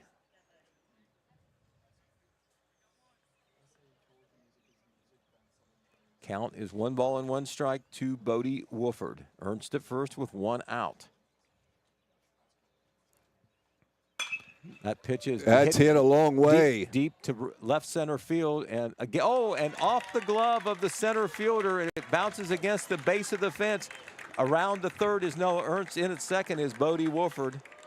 And I don't know. I believe that popped right out of the center fielder's glove. Yeah, he ran a long way forward. It was hit awfully hard to deep right center field, but he got his glove on it, and it pops right out. I hate to not give Bodie a double on that one, but it kind of is basically an error by the center fielder. Right, one that should have been caught. Now, give Bodie credit for scorching that one. Yes, he did. Not too far from circling the bases was Bodie Wolford. He hit to one of the deepest places of the ballpark, about right where the JI is out there in center field. But as it is, Ironmen hit or error, whatever. The Ironmen have runners now at third and second, a chance to add on to this 6-0 lead. Ashton Seymour is in a good RBI opportunity here. He did get an RBI the last time on a deep sacrifice fly to center. He's also been hit by a pitch, once again earning that opportunity to get in the lineup that Coach Josh McGraw has given him today. Now he has 2 runners in scoring position also. Count is 0-1 to Ashton Seymour, and that curveball just misses for ball 1. 1 ball and 1 strike. This is the first time you've seen Tay Harris, of course. Chillicothe plays the infield halfway. And there's a chopper but foul. Nice. Ooh, what a stab. Nice stab there by the third base coach, one Josh McGraw. The count is 1 ball and 2 strikes. He made that look pretty easy, didn't he? I believe he's played some baseball. A little bit. Somewhere along the way. Best fungo hitter I've ever seen. And there is a ground ball, a chopper to the shortstop. Whoa. Going to throw home. And he's out at home. Nice. Good play by the shortstop. Ernst was running, but the shortstop came home. Catcher put the tag down there, and the second out occurs at home plate. So Ashton Seymour gets credit for a fielder's choice, not an RBI. Bodie Woodford goes over to third. Ernst thrown out at the plate, I'm sure going on contact. The shortstop was not necessarily in, but he did come home with it and made a good throw for the second out. Easton McGraw, he has a bunt single and is grounded out to first, 1-2.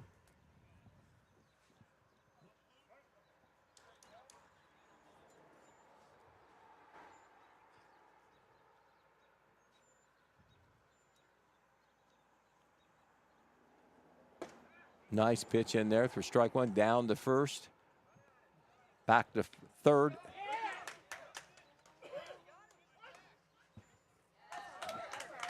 And now kind of a belated call there by one of the officials out there.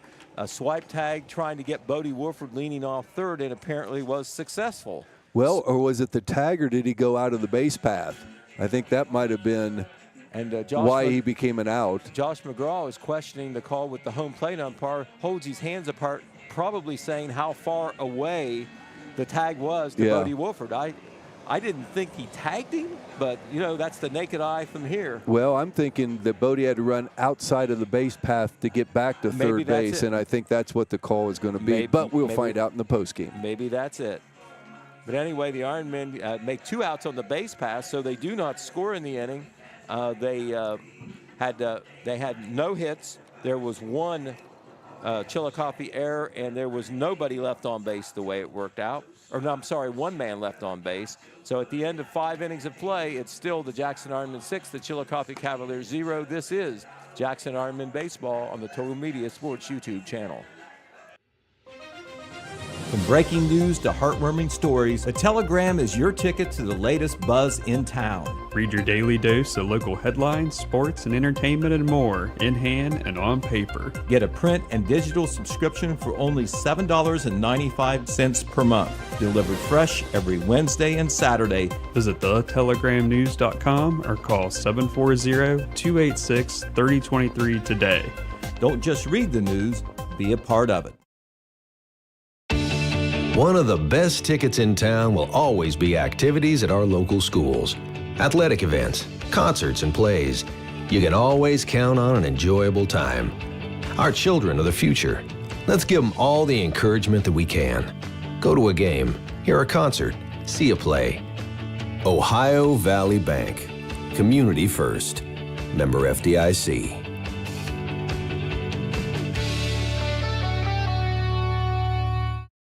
You've been watching Jackson High School Sports live on YouTube. Top half of inning number 6. First pitch is popped up in the air, and Gavin Jones takes it himself over there for an easy first out. That's his second put out of the game.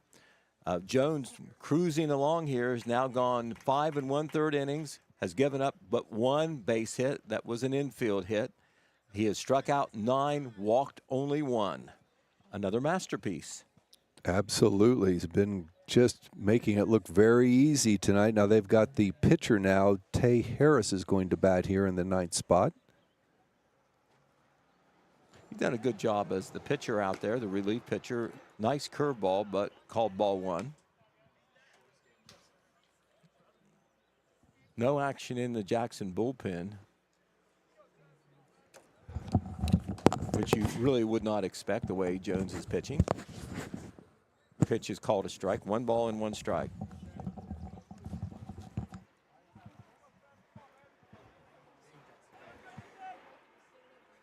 High and tight. Ball 2. one of the few pitches Jones had that was obviously a ball. Sure, Coach McGraw would love to get a complete game out of Gavin. That keeps every pitcher healthy and ready to go the rest of the week. Pitch is just off the plate for ball 3. 3 balls and 1 strike. At the moment, Jackson is at Chile tomorrow night. Then they don't play again till at Greenfield on the 5th, which would be Monday night. That's Monday night, yes. Yes. And Hay gets a 1-out walk. That is only the second walk given up by Gavin Jones, and now the first base runner they've had since the 2nd inning, and he didn't last long because he got thrown out on the base paths as soon as he got a hit. This will bring up the top of the order, and Mason Brown struck out and popped up in foul territory to the first baseman, Jensen Green. And he swings away and fouls it out of play to the right side here. Top half of inning number 6, Jackson leading 6-0. 3 runs in the first, and then 3 more in the third. Easton McGraw goes off his glove, tried to pick it up, probably would have had a play if he did, but couldn't quite get the handle there. So that's going to go down as Jackson's first error. I think he peeked a little bit to see if he could get the lead runner out at second, and then just couldn't get the ball out of the glove cleanly, and that made everybody safe. Right, well, you know, you're thinking hard hit right at you, runner at first. Let me hurry, double play. We've seen 2 double plays turned over this year by the Ironmen just here on Sparky Haller Field. Well, the Cavaliers have the number 2 hitter coming up, the number 3 hitter to follow, and they've got 2 runners on base. This is the best chance they've had to maybe make something happen. This is the first time they've got a runner to second base as well. Barr has walked and struck out. Right down the heart of the plate for strike 1.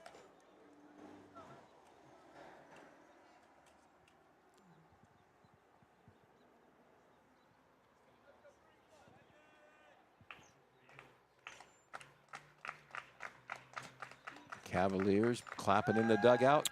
Oh, fell back, and they got him. They've got the runner picked off in between them, and they got him at third base. Nice play at third base. Nice pickoff move by Gavin Jones.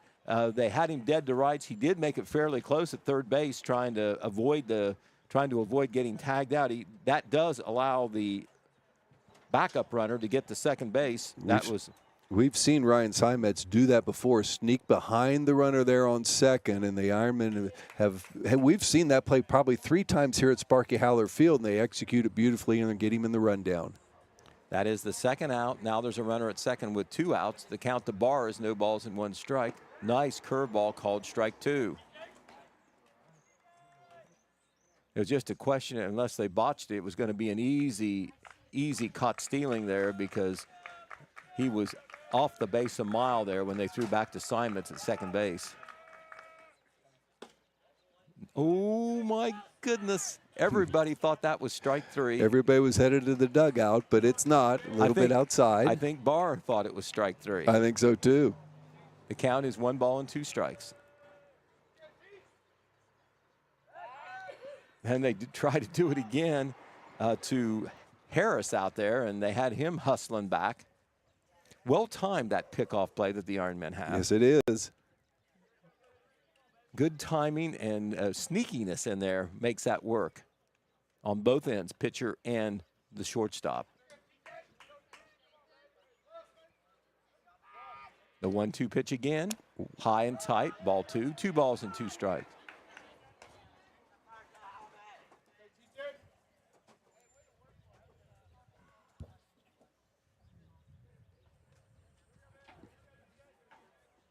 Two pitch again. Called strike 3. In the inning for the Cavaliers, no runs, no hits, 1 Jackson error. There was 1 man left on base. In the middle of the 6th inning, it's still the Jackson Ironmen 6, the Chillicothe Cavaliers 0. This is Jackson Ironmen Baseball on the Total Media Sports YouTube channel. Our family works hard so we can serve your family. That's the motto at Ramey's Used Cars, which is located 7 miles west of MacArthur on US Route 50 next to Ramey's Homes.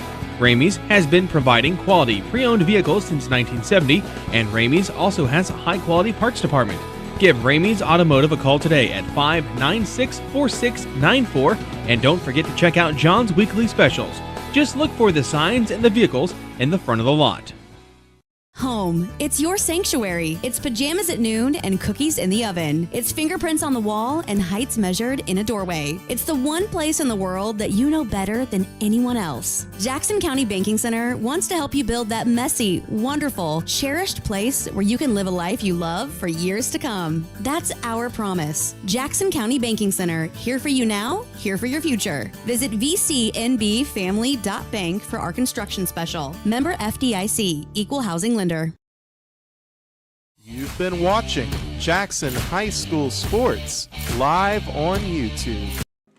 Bottom half of inning number 6. Jackson, 3 in the first, 3 in the third, have not scored since then, but they've held on to that 6-run lead, and this could be we hope it will be their last at bat here, as it's a 7-inning regulation in high school baseball, not 9 like it is in the majors or the minors.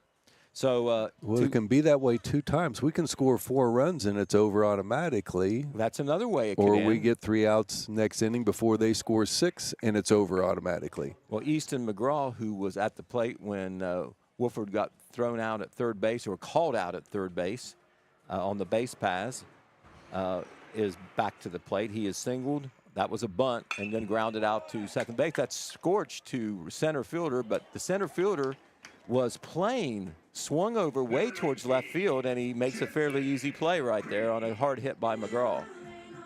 Good contact there by Easton. Hit it about as hard as he can and happened to be right at the center fielder.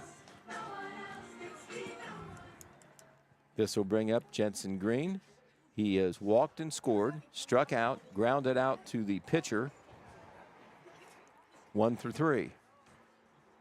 Had the big stolen base in that first inning, stole third base, and that kind of got the Ironmen off and running, didn't it? It did. Ironmen, between the running game and the small ball on the bunting, that's had a big part in this game. Not that they've needed a lot of runs, but it's worked out for them. Count to Jensen Green is 1 ball and 1 strike. Pitch is outside for ball 2. 2 balls and 1 strike.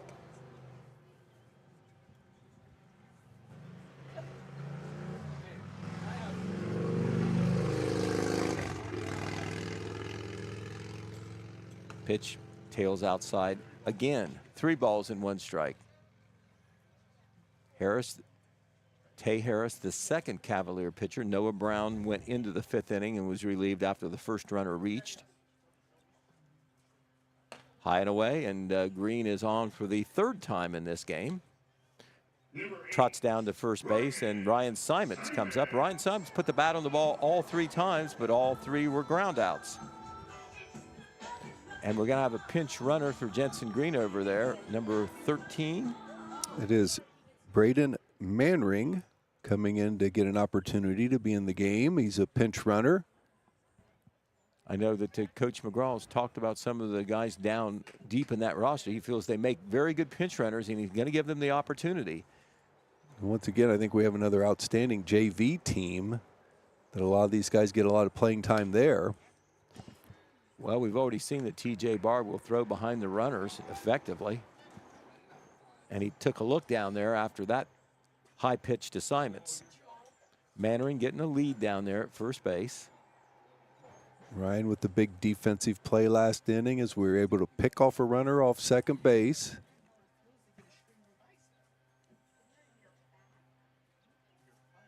And Mannering looked like he was going to go, but then didn't. Pitch was very high, ball 2. And looks like Barr is going to go out and have a word with Tay Harris.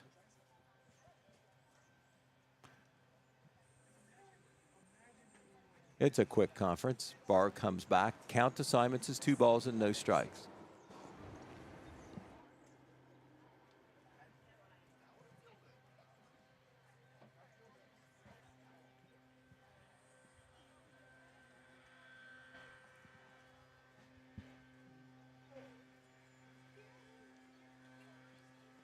Another high pitch, ball 3. 3 balls and no strikes, and Harris having a little bit of control trouble here in inning number 6.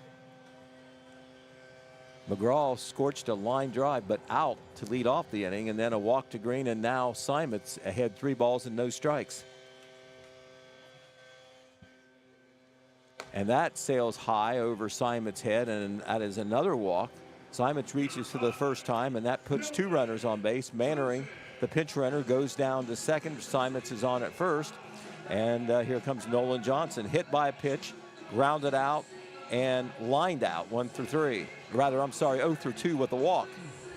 And one of the Chillicothe assistant coaches is going out to have a I think we're going to make a change, and they are going to bring in another player for Chillicothe.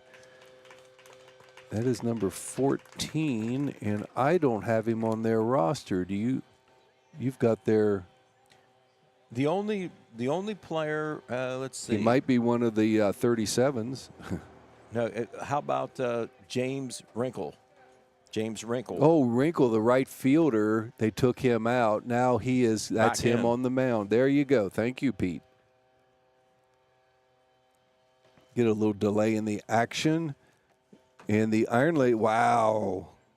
Mr. Massey helping us out here. How about Jackson Iron Lady softball getting a little bit of a revenge on Chillicothe on that heartbreaking loss. Bottom of the 5th, the Iron Ladies have 12, Chillicothe 0.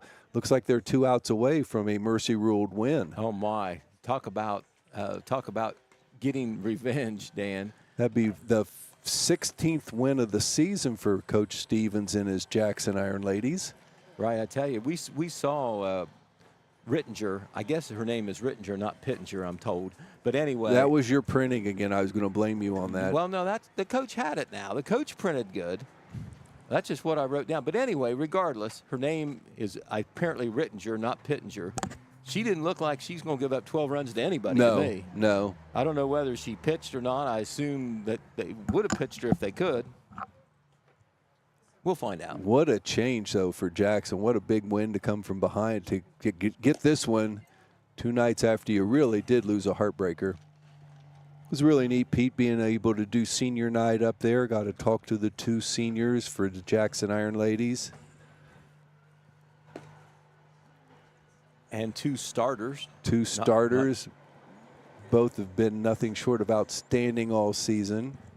And, you know, from being around sports and also doing a fair share of coaching on your own, you know how important senior leadership is on the success of a lot of teams. Brendini and Ella Armstrong, they came up, talked to us after the game, and you know what? It was a heartbreaking loss, but boy, they're both very composed and very good on the radio. Right. Well, they know there's always tomorrow, as Scarlett O'Hara would say. Or Annie. Or Annie, yeah, right. She'll sing it. Well, Nolan Johnson stands in after Wrinkle warms up. And a fastball is high and inside. 1 ball and no strikes. If Wrinkle throws a slow curve, would you say he has a wrinkle on the pitch? No, I'm not even going to go there. Okay, well, I had to do it.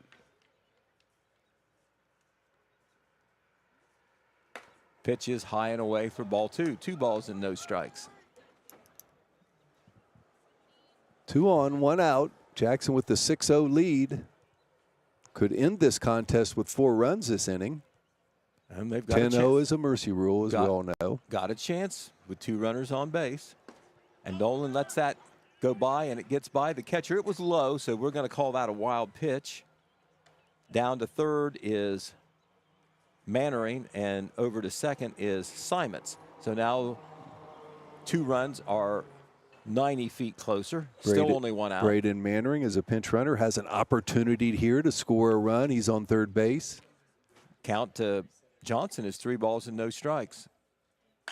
And that is hit in the air. The shortstop goes back. The center fielder comes in. The shortstop is going to give it up to the center fielder. Mannering is going to feint like he'll go, but not. The ball was not hit that deep. Probably a good decision there by the pinch runner. Well, also that center fielder had also thrown 1 batter out at home plate already in this contest, so obviously he has a decent arm. Right. Well, you know, on a play like that, what you're saying is if the center fielder and the catcher can make a play, you're probably going to be out, but you're going to make them do it. And in that case, Jackson did not gamble because there's 2 outs and the cleanup hitter's up. Gavin Jones, he's done some damage. Double, single, and flight out deep to center field, 2 for 3. 2 runs batted in, 2 runs scored. Pitching a beauty and has the biggest hit of the contest with the 2-run double in the first inning.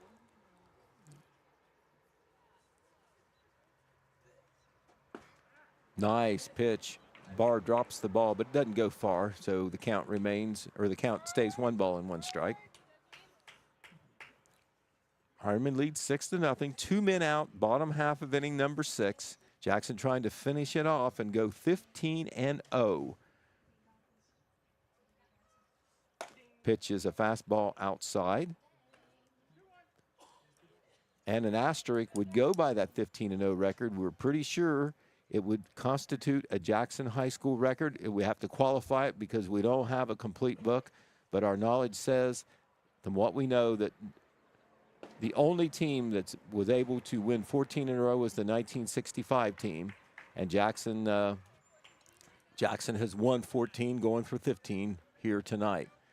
Those records that Randy Heath looked up go all the way through 2005. And we were alive in 2005. We can't remember any 14-0 start, can we? No. That pitch is way outside, and Gavin had a base open, and he gets that a might walk. have been the closest thing to an intentional pass. Gavin, a pretty well-marked man within the league. Already had 2 hits on the contest. And as we said, pitching a beauty. Noah Ernst comes up, hit by a pitch, walked and walked. Can't keep him off the bases tonight.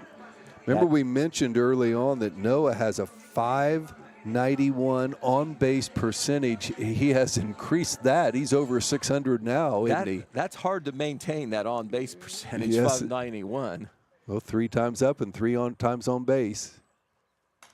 And he takes a good swing at an off-speed pitch and just missed it. He fouled it, actually, but just missed maybe getting a hit there because he saw it.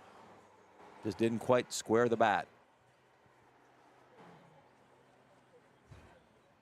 Bases are loaded after the walk to Jones. That keeps his day perfect. No, I'm sorry. Did fly out deep.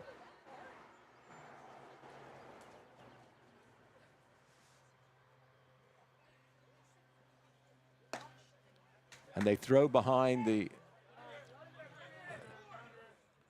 And the run scores. Good alert play there by Mannering. Barr threw down to first base to try to get the runner down there. The first baseman, the ball was in the dirt, and he couldn't find the ball. I think it was right at his feet. Gavin dove back to first, and it was underneath Gavin.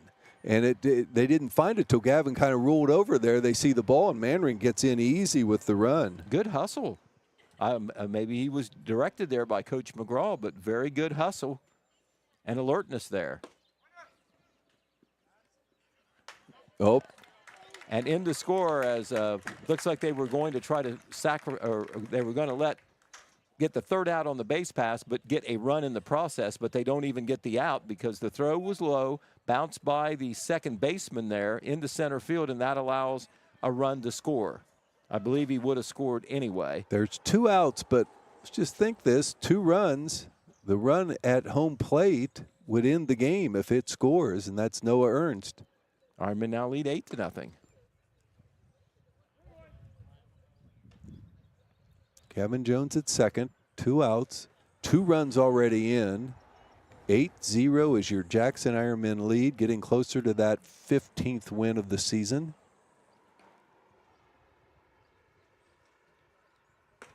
Nice curveball called strike 2. 2 balls and 2 strikes.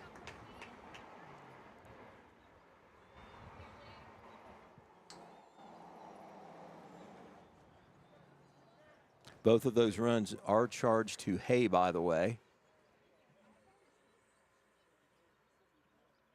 who started the inning by walking 2 after a out. Ernst hits it in the air, but foul. Hits right in the middle of Huron Street. However, no vehicles in the danger zone there.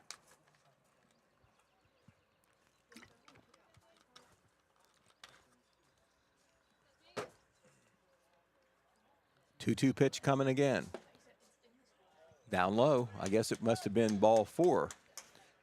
Ernst goes down. That is the 4th time he reaches. He's had 3 walks and hit by a pitch.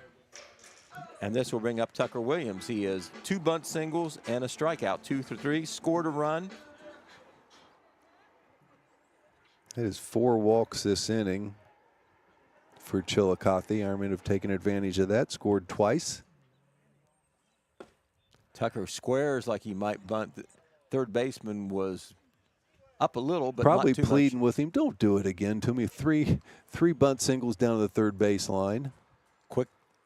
Quick word from Coach McGraw there. They meet halfway between home and third. Third baseman now forced to come in on the edge of the grass.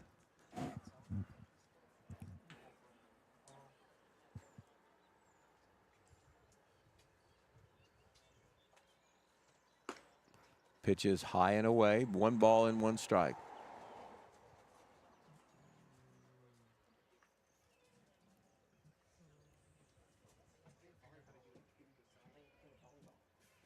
Wrinkle, a left-hander, looks back at the runner at second, looks again. Here's the pitch, up high, ball 2. 2 balls and 1 strike. Previous batter Noah Ernst 4 times up, got hit by a pitch and walks 3 of them. On base every time up tonight. Count is 2 balls and 1 strike to Tucker Williams. 2 runs in, 2 men out, 2 on.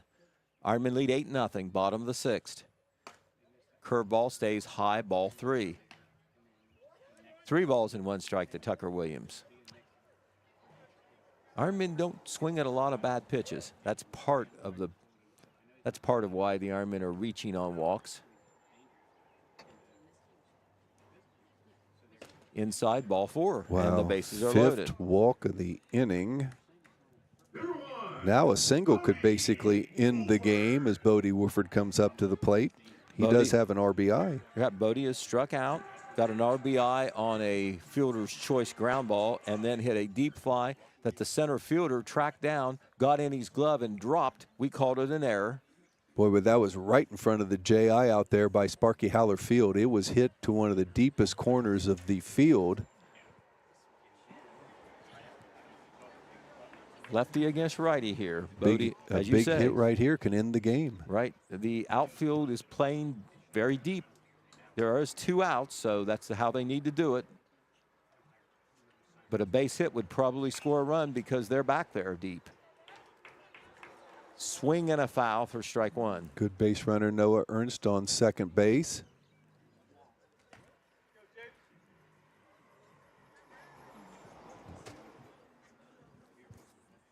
James Wrinkle.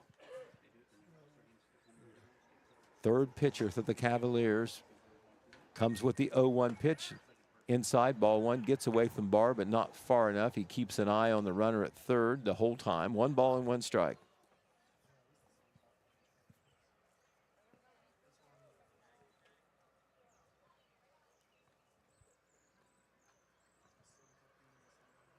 One pitch coming. High, ball 2. Tried to drop a curve in on the back door, but it stayed high. 2 balls and 1 strike. Both pitchers this inning have really having a hard time getting the ball down into the strike zone. They've been high with so many pitches. And there is a high fly to center field, and Bodie hit it hard again, but the center fielder gets him out for the 2nd time in a row. The Ironmen, though, add 2 runs. 2 runs on, let's see, we see a bunch of walks there. And that's all, a bunch of walks. 2 runs, no hits. There was, let's see, there was no errors. There was 3 men left on base. And at the end of 6 innings of play, we have 1 inning to go, folks. It's the Jackson Ironmen cruising 8. The Chillicothe Cavaliers 0. This is Jackson Ironmen Baseball on the Total Media Sports YouTube channel. Southeast Appalachian Regional Community Health of Ohio is proud to present The Search Project. The Search Project through the Jackson County Health Department is a program designed to decrease the negative impacts of COVID-19 and other public health issues and promote healthy behaviors through the deployment of community health work. The project is funded by CDC and serves 11 counties in southeastern Ohio. For more information, contact the Jackson County Health Department at 740-935-6322.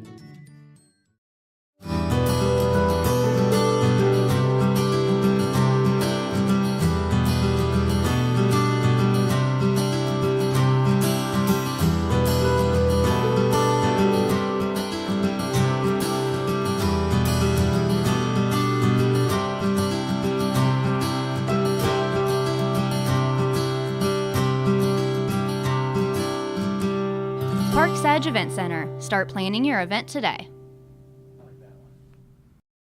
You've been watching Jackson High School Sports live on YouTube. We're back here at Sparky Howler Field. It's been all Jackson tonight as they have the 8-0 lead going into the top of the 7th inning. You've been watching our sponsors on commercials all night long. Let's shoot those names out at you one more time. We appreciate them so very much. Howard Hanna, the McNerlin Network, Chad Niddle, Edward Jones, Ohio Valley Bank, Brian Moore Construction, Dan Daly, State Farm Insurance, Monroe Collision, Osborne Equipment, Ramey's Homes and Automotive Group, Vinton County National Bank, the Jackson City Banking Center, JCHD Search, Ohio Valley Bank, Top Tier Customs, Stockroom, Parks Edge, and the Telegram. Thank you so much to all our special sponsors that have made all this spring sports broadcasting possible. Gavin Jones trying to finish what is an outstanding outing for him. 10 strikeouts, I think, on the afternoon. Here in the top of the 7th inning, he's 3 outs away from a big victory for the Ironmen. It'd be victory number 15 in a row. Curveball. I was going to call it a strike, but I guess not.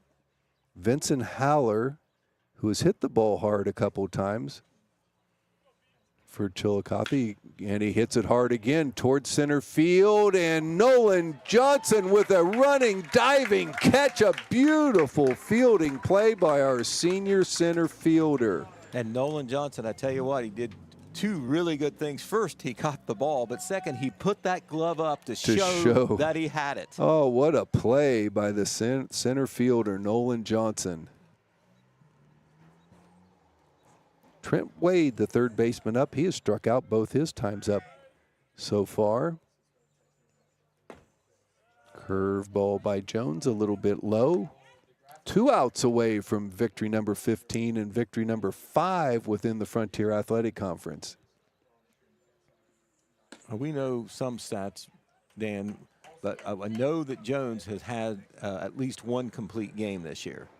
This would be number 2 or 3, I'm not sure. But he tends to go very deep into games. The 1-1 to Wade is a little low. 2 balls, 1 strike. Jackson showed some pitching depth down at Myrtle Beach in those 4 games. You know, you're going to play 4 games in 5 days. You're going to have to use some pitchers. And I think the most runs they gave up in any game was 3.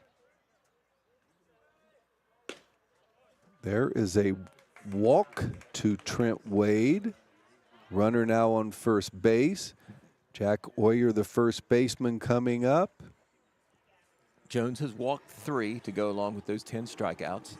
Oyer has a hit, was thrown out on the base path, trying to stretch that to second base, and a fly out. He has, unlike any Cavalier in the lineup, he has not been struck out yet. And the only Cavalier with a hit. I'm sorry, Vincent Haller has not struck out either. He's 0 for 3. There's a foul ball back. Everybody else has struck out at least once in that lineup.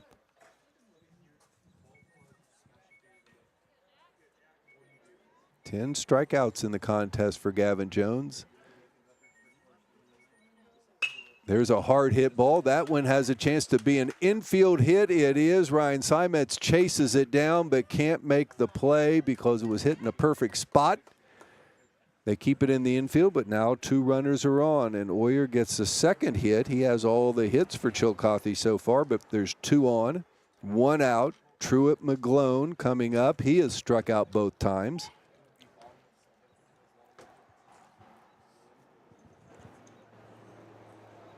Coach Williams is going to take the walk out, just talk to Gavin a little bit. Nobody's warmed up in the bullpen, so he's not going anywhere.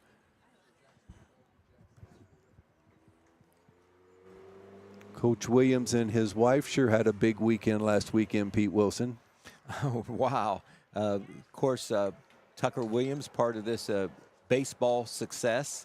And earlier in the year, not too long ago, it became known that Tucker Williams won the valedictorians. Then on Saturday night, the same Saturday night, Their younger daughter, she's a sophomore, Taylor Williams, is crowned the 2025 Jackson Apple Festival Queen. Big shout out to Taylor. Congratulations to Morgan and Misty. They must have done something right with those two kids. Well, Misty for sure. Now, what's that mean? Well, it's just, I know Misty has done a lot of things right. Okay. No, we love Morgan. He has done a bunch right also, but boy, they have two special kids. There's a hard hit ball right up the middle. This could be two. There's Simets touches second base over to first base, and this game is over with a double play.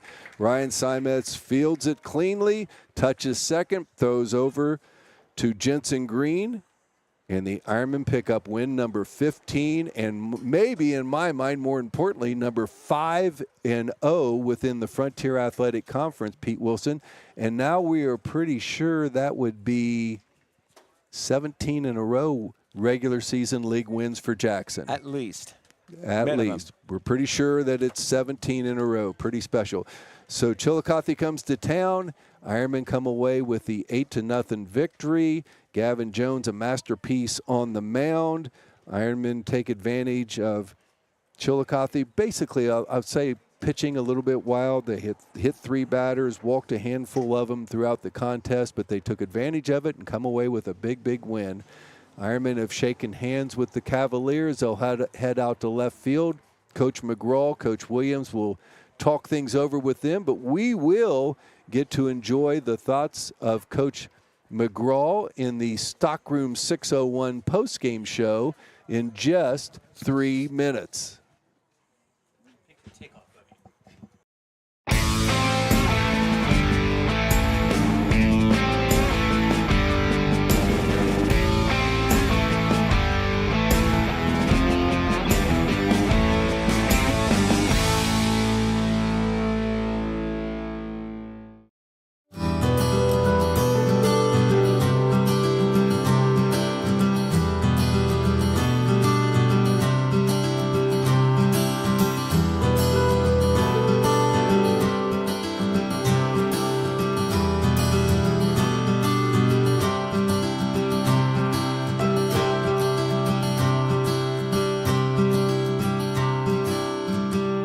Parks Edge Event Center. Start planning your event today.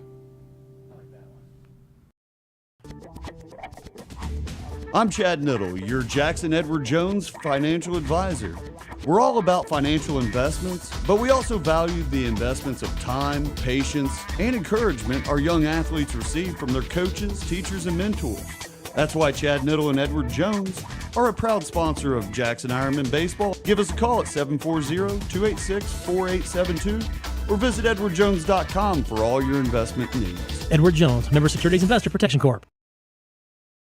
Southeast Appalachian Regional Community Health of Ohio is proud to present The Search Project. The Search Project through the Jackson County Health Department is a program designed to decrease the negative impacts of COVID-19 and other public health issues and promote healthy behaviors through the deployment of community health work. The project is funded by CDC and serves 11 counties in southeastern Ohio. For more information, contact the Jackson County Health Department at 740-935-6322. Osborne Equipment Service. Is Ralph there? You sure you've got the right number? Is he there? Well, what's he look like? He's got white hair and spots. Is Ralph your dog? He's a Dalmatian. Why would he be here at Osborne Equipment Service? You always say you have something for everyone. We do, with service for trucks, trailers, buses, and RVs, and we're family owned and operated. Maybe you should look in your backyard for Ralph. I'll just call his cell phone. Your diesel specialist since 1979. Osborne Equipment Service in Jackson, Ohio. Call 800-937-3501. From breaking news to heartwarming stories, the Telegram is your ticket to the latest buzz in town. Read your daily dose of local headlines, sports, and entertainment and more, in hand and on paper. Get a print and digital subscription for only $7.95 per month. Delivered fresh every Wednesday and Saturday. Visit thetelegramnews.com or call 740-286-3023 today. Don't just read the news, be a part of it. One of the best tickets in town will always be activities at our local schools. Athletic events, concerts, and plays. you can always count on an enjoyable time. Our children are the future. Let's give them all the encouragement that we can. Go to a game, hear a concert, see a play. Ohio Valley Bank. Community first. Member FDIC.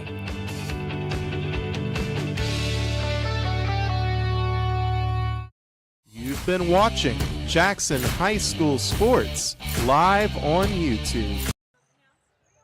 We're back here at Dick Sparky Haller Field where the Jackson Ironmen have just finished off the Chillicothe Cavaliers in a Frontier Athletic Conference game. Another good game for Jackson. Anytime you win 8-0 in a conference battle, you'll take that.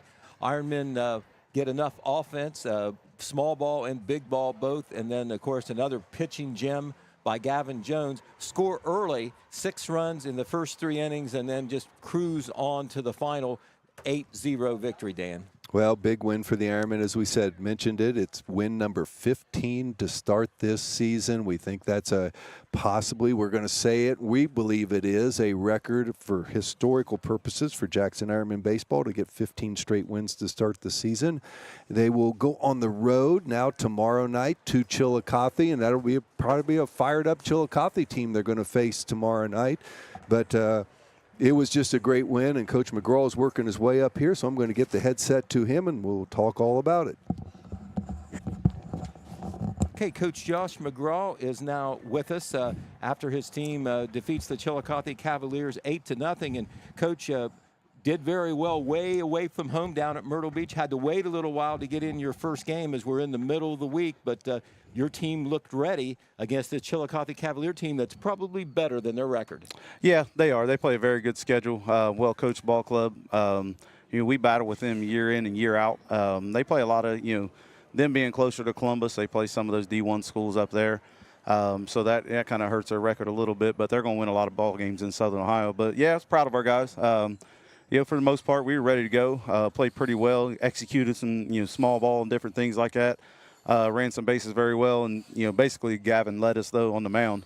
Didn't give up much. I think they didn't get a runner on second base till the 7th inning. It was good to see him out there battling. He led us again, just like he has for years. 10 strikeouts, 3 walks, another complete game. I was talking with Dan during the game. We saw 1 complete game. Does he have more than 2 this year? I don't know. Probably. But he's been deep in every game, I assume. Yeah, he had a complete game in Myrtle Beach. So, I think he's been deep. I think he's got 3 or 4 complete games this year. He's one of those young men I trust. He's been putting in work. So he's in shape come March. He starts, throwing, all year, or at least October. During football season and getting his arm in shape. So he's at 100 pitches and ready by the time March gets here. So, and, being a big, strong kid, you can give him a little leeway and things like that. And plus, I know how to read him. He's honest with me. You've been coaching him since he was, 8 years old. When he takes the mound, he leads us, and, I give him a little leeway and let him go. And, man, he puts us on his back a lot. All right, well, the Ironmen didn't have that many hits, didn't need that many hits with, I think, 8 walks and 3 hits batsmen by the Chillicothe pitchers. 5 of your runs come on the free passes that you got. But on the offensive side, I got to ask this question. I know you're down there coaching third bases. Every one of those bunt singles that were beautiful, 2 of them by Tucker Williams, were they called by you, or are the players on their own? They have leeway. Those were called, but they do have leeway to bunt on their own as well. But yeah, that was kind of a plan coming in. Scouting and different things like that. Something we thought we could, get done and execute if we execute it well. And it wouldn't matter who's playing third base. Some of those bunts were so perfect, it just doesn't matter. You pop that up, and as a coach, you look like an idiot. But those guys executed and did their job. That was a plan coming in, and we'll reset and get a different plan tomorrow. But today, that was it, and they executed. It's hard to get a lot of hits, when you got 11 free passes. So those guys didn't get the bat right there. We haven't seen a live pitcher since Myrtle Beach and had 4 days off. That worried me. I didn't like not playing last night. I wanted to get a game before you start playing FAC games. But this game will help us get ready for tomorrow and kind of keep us on a roll, hopefully get us on a roll with the bats and get better at bats tomorrow. Right, and I've noticed something else on your team, at least the games that we have broadcast. you did get, a lot of walks, and you had the 3 hits batsmen at 2. I really haven't seen, and you got some good hitters, but I really haven't seen your players up and down the lineup swing at a lot of bad pitches all year. No, they're pretty good players, pretty good hitters. We have a plan, and they execute it at the plate, and you're trying to get something in the zone that you can drive. And it helps that a lot of these guys have been playing for many years, and they understand the process of what we're trying to do. And you can't steal first. That's our motto. I don't care how you get on first base. If you continually get on first base, you're going to play. That's the one thing in baseball they've tried to perfect, but you can't. You can't out-steal first base. You got to find a way on. So whether it's a base hit or a walk, it doesn't matter.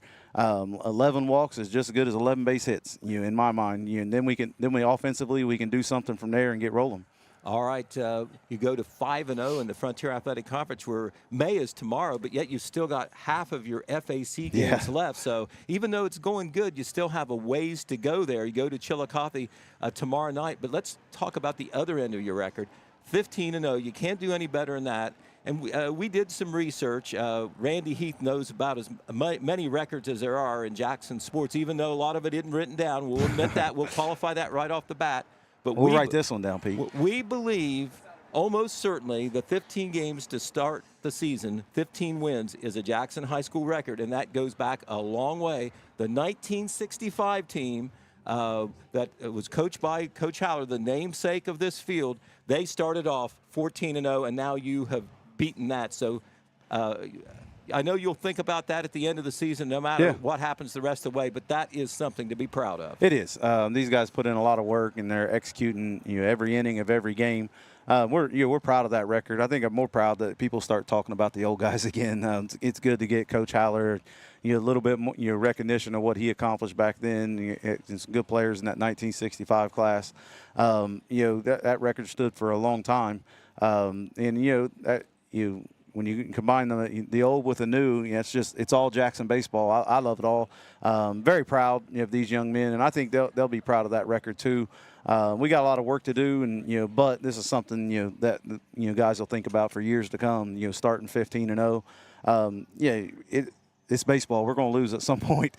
You just don't win all the baseball games because sometimes things don't just line up with pitching and different things like that. But we won them so far. You're doing well. Very proud of these young men. Put in a lot of work. We're winning a lot of JV baseball games too. So I'm excited to see what they did tonight. And we got another FAC game tomorrow. These guys will be ready. They're great young men, and we'll all be ready.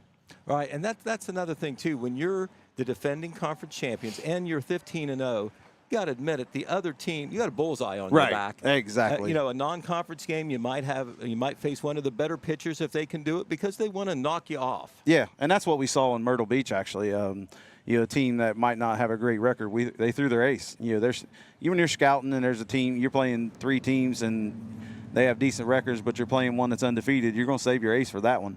A lot of times in non-league games, we have ran into teams' aces, and that makes it all that much harder. You might have a number 4, 5, 6 on the mound. They got their 1. It's Jackson baseball. Teams want to beat you. We know that. I call it the Ohio State effect. When Ohio State plays a MAC school, they get the best version of that MAC school. When we play teams, they want to win, and we have that way with some people. We get the best version of them, and they're going to come ready to play. And it's just a matter if you can step up every game. That's hard. That's hard for 27 regular season games. But we have so far. We're going to keep rolling and keep doing what we're doing. Not going to change a lot, and just hopefully it keeps going. All right, and looking ahead, of course, as you mentioned, at Chillicothe tomorrow night, and they're a good team. I'm sure they would like to get some revenge tomorrow night on their home field. Exactly. You're not playing Friday, and I understand you had a game Saturday, but now you don't. Yeah, we had one, and they had a league makeup with rainouts and things like that. They had to cancel, so we don't have a game Saturday. But I'm in the process of trying to pick up a couple more. And it's not all bad because we have a gap this year in between the regular season and the possible district tournament. It looks like we might have a gap, so we will fill that gap with some regular season games and postpone, push them off a week to after the 16th, kind of in between that 19th and 21st, 23rd, something like that. in that area. We'll get some games in then too. So we're not sitting out and things like that. So it'll all work out for us, and it'll all be good. We'll get 26, 27 regular season games. It might just take a week longer to get them in. Right. Okay. Maybe not play until next week, but I know you play them one at a time, but who is next at the beginning of next week? Do you know right off? Greenfield McLean. We play them Monday and Tuesday. Got Chillicothe tomorrow, then Greenfield McLean Monday and Tuesday. I don't even know who we play after that, Pete. Okay, well that's all right. Well, that's part of success. You know, you take them one at a time and you don't look ahead. So, Coach McGraw, thank you very much for coming up. Thank you, Pete. Congratulations on another FAC win, shutout victory over a tough conference foe, and a special congratulations for the sustained success of this team that is in the unofficial Jackson High School record book. Thank you, Pete. Appreciate you. All right, you just heard from Coach Josh McGraw on the heels of Jackson's 8-0 victory over the Chillicothe Cavaliers. And Dan, I tell you what, we had great weather and we had a great performance by the Ironmen. Oh, no question. It was outstanding. 8-0 win. You'll take that any time. It's great to do it here at home.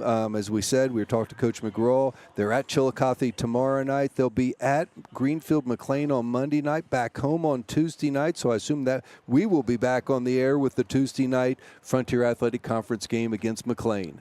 All right. Well, thank you, Dan Morrow. Thank you to our tech crew who does a great job of keeping us on the air and giving us great views on the video stream. We thank the sponsors who, if we didn't have it, wouldn't happen at all. And, of course, we thank all of our listeners and viewers out there as well. So, for everybody, this is Pete Wilson saying good evening. Once again, the final score, the Jackson Ironmen 8, the Chillicothe Cavaliers 0. Good evening, everybody.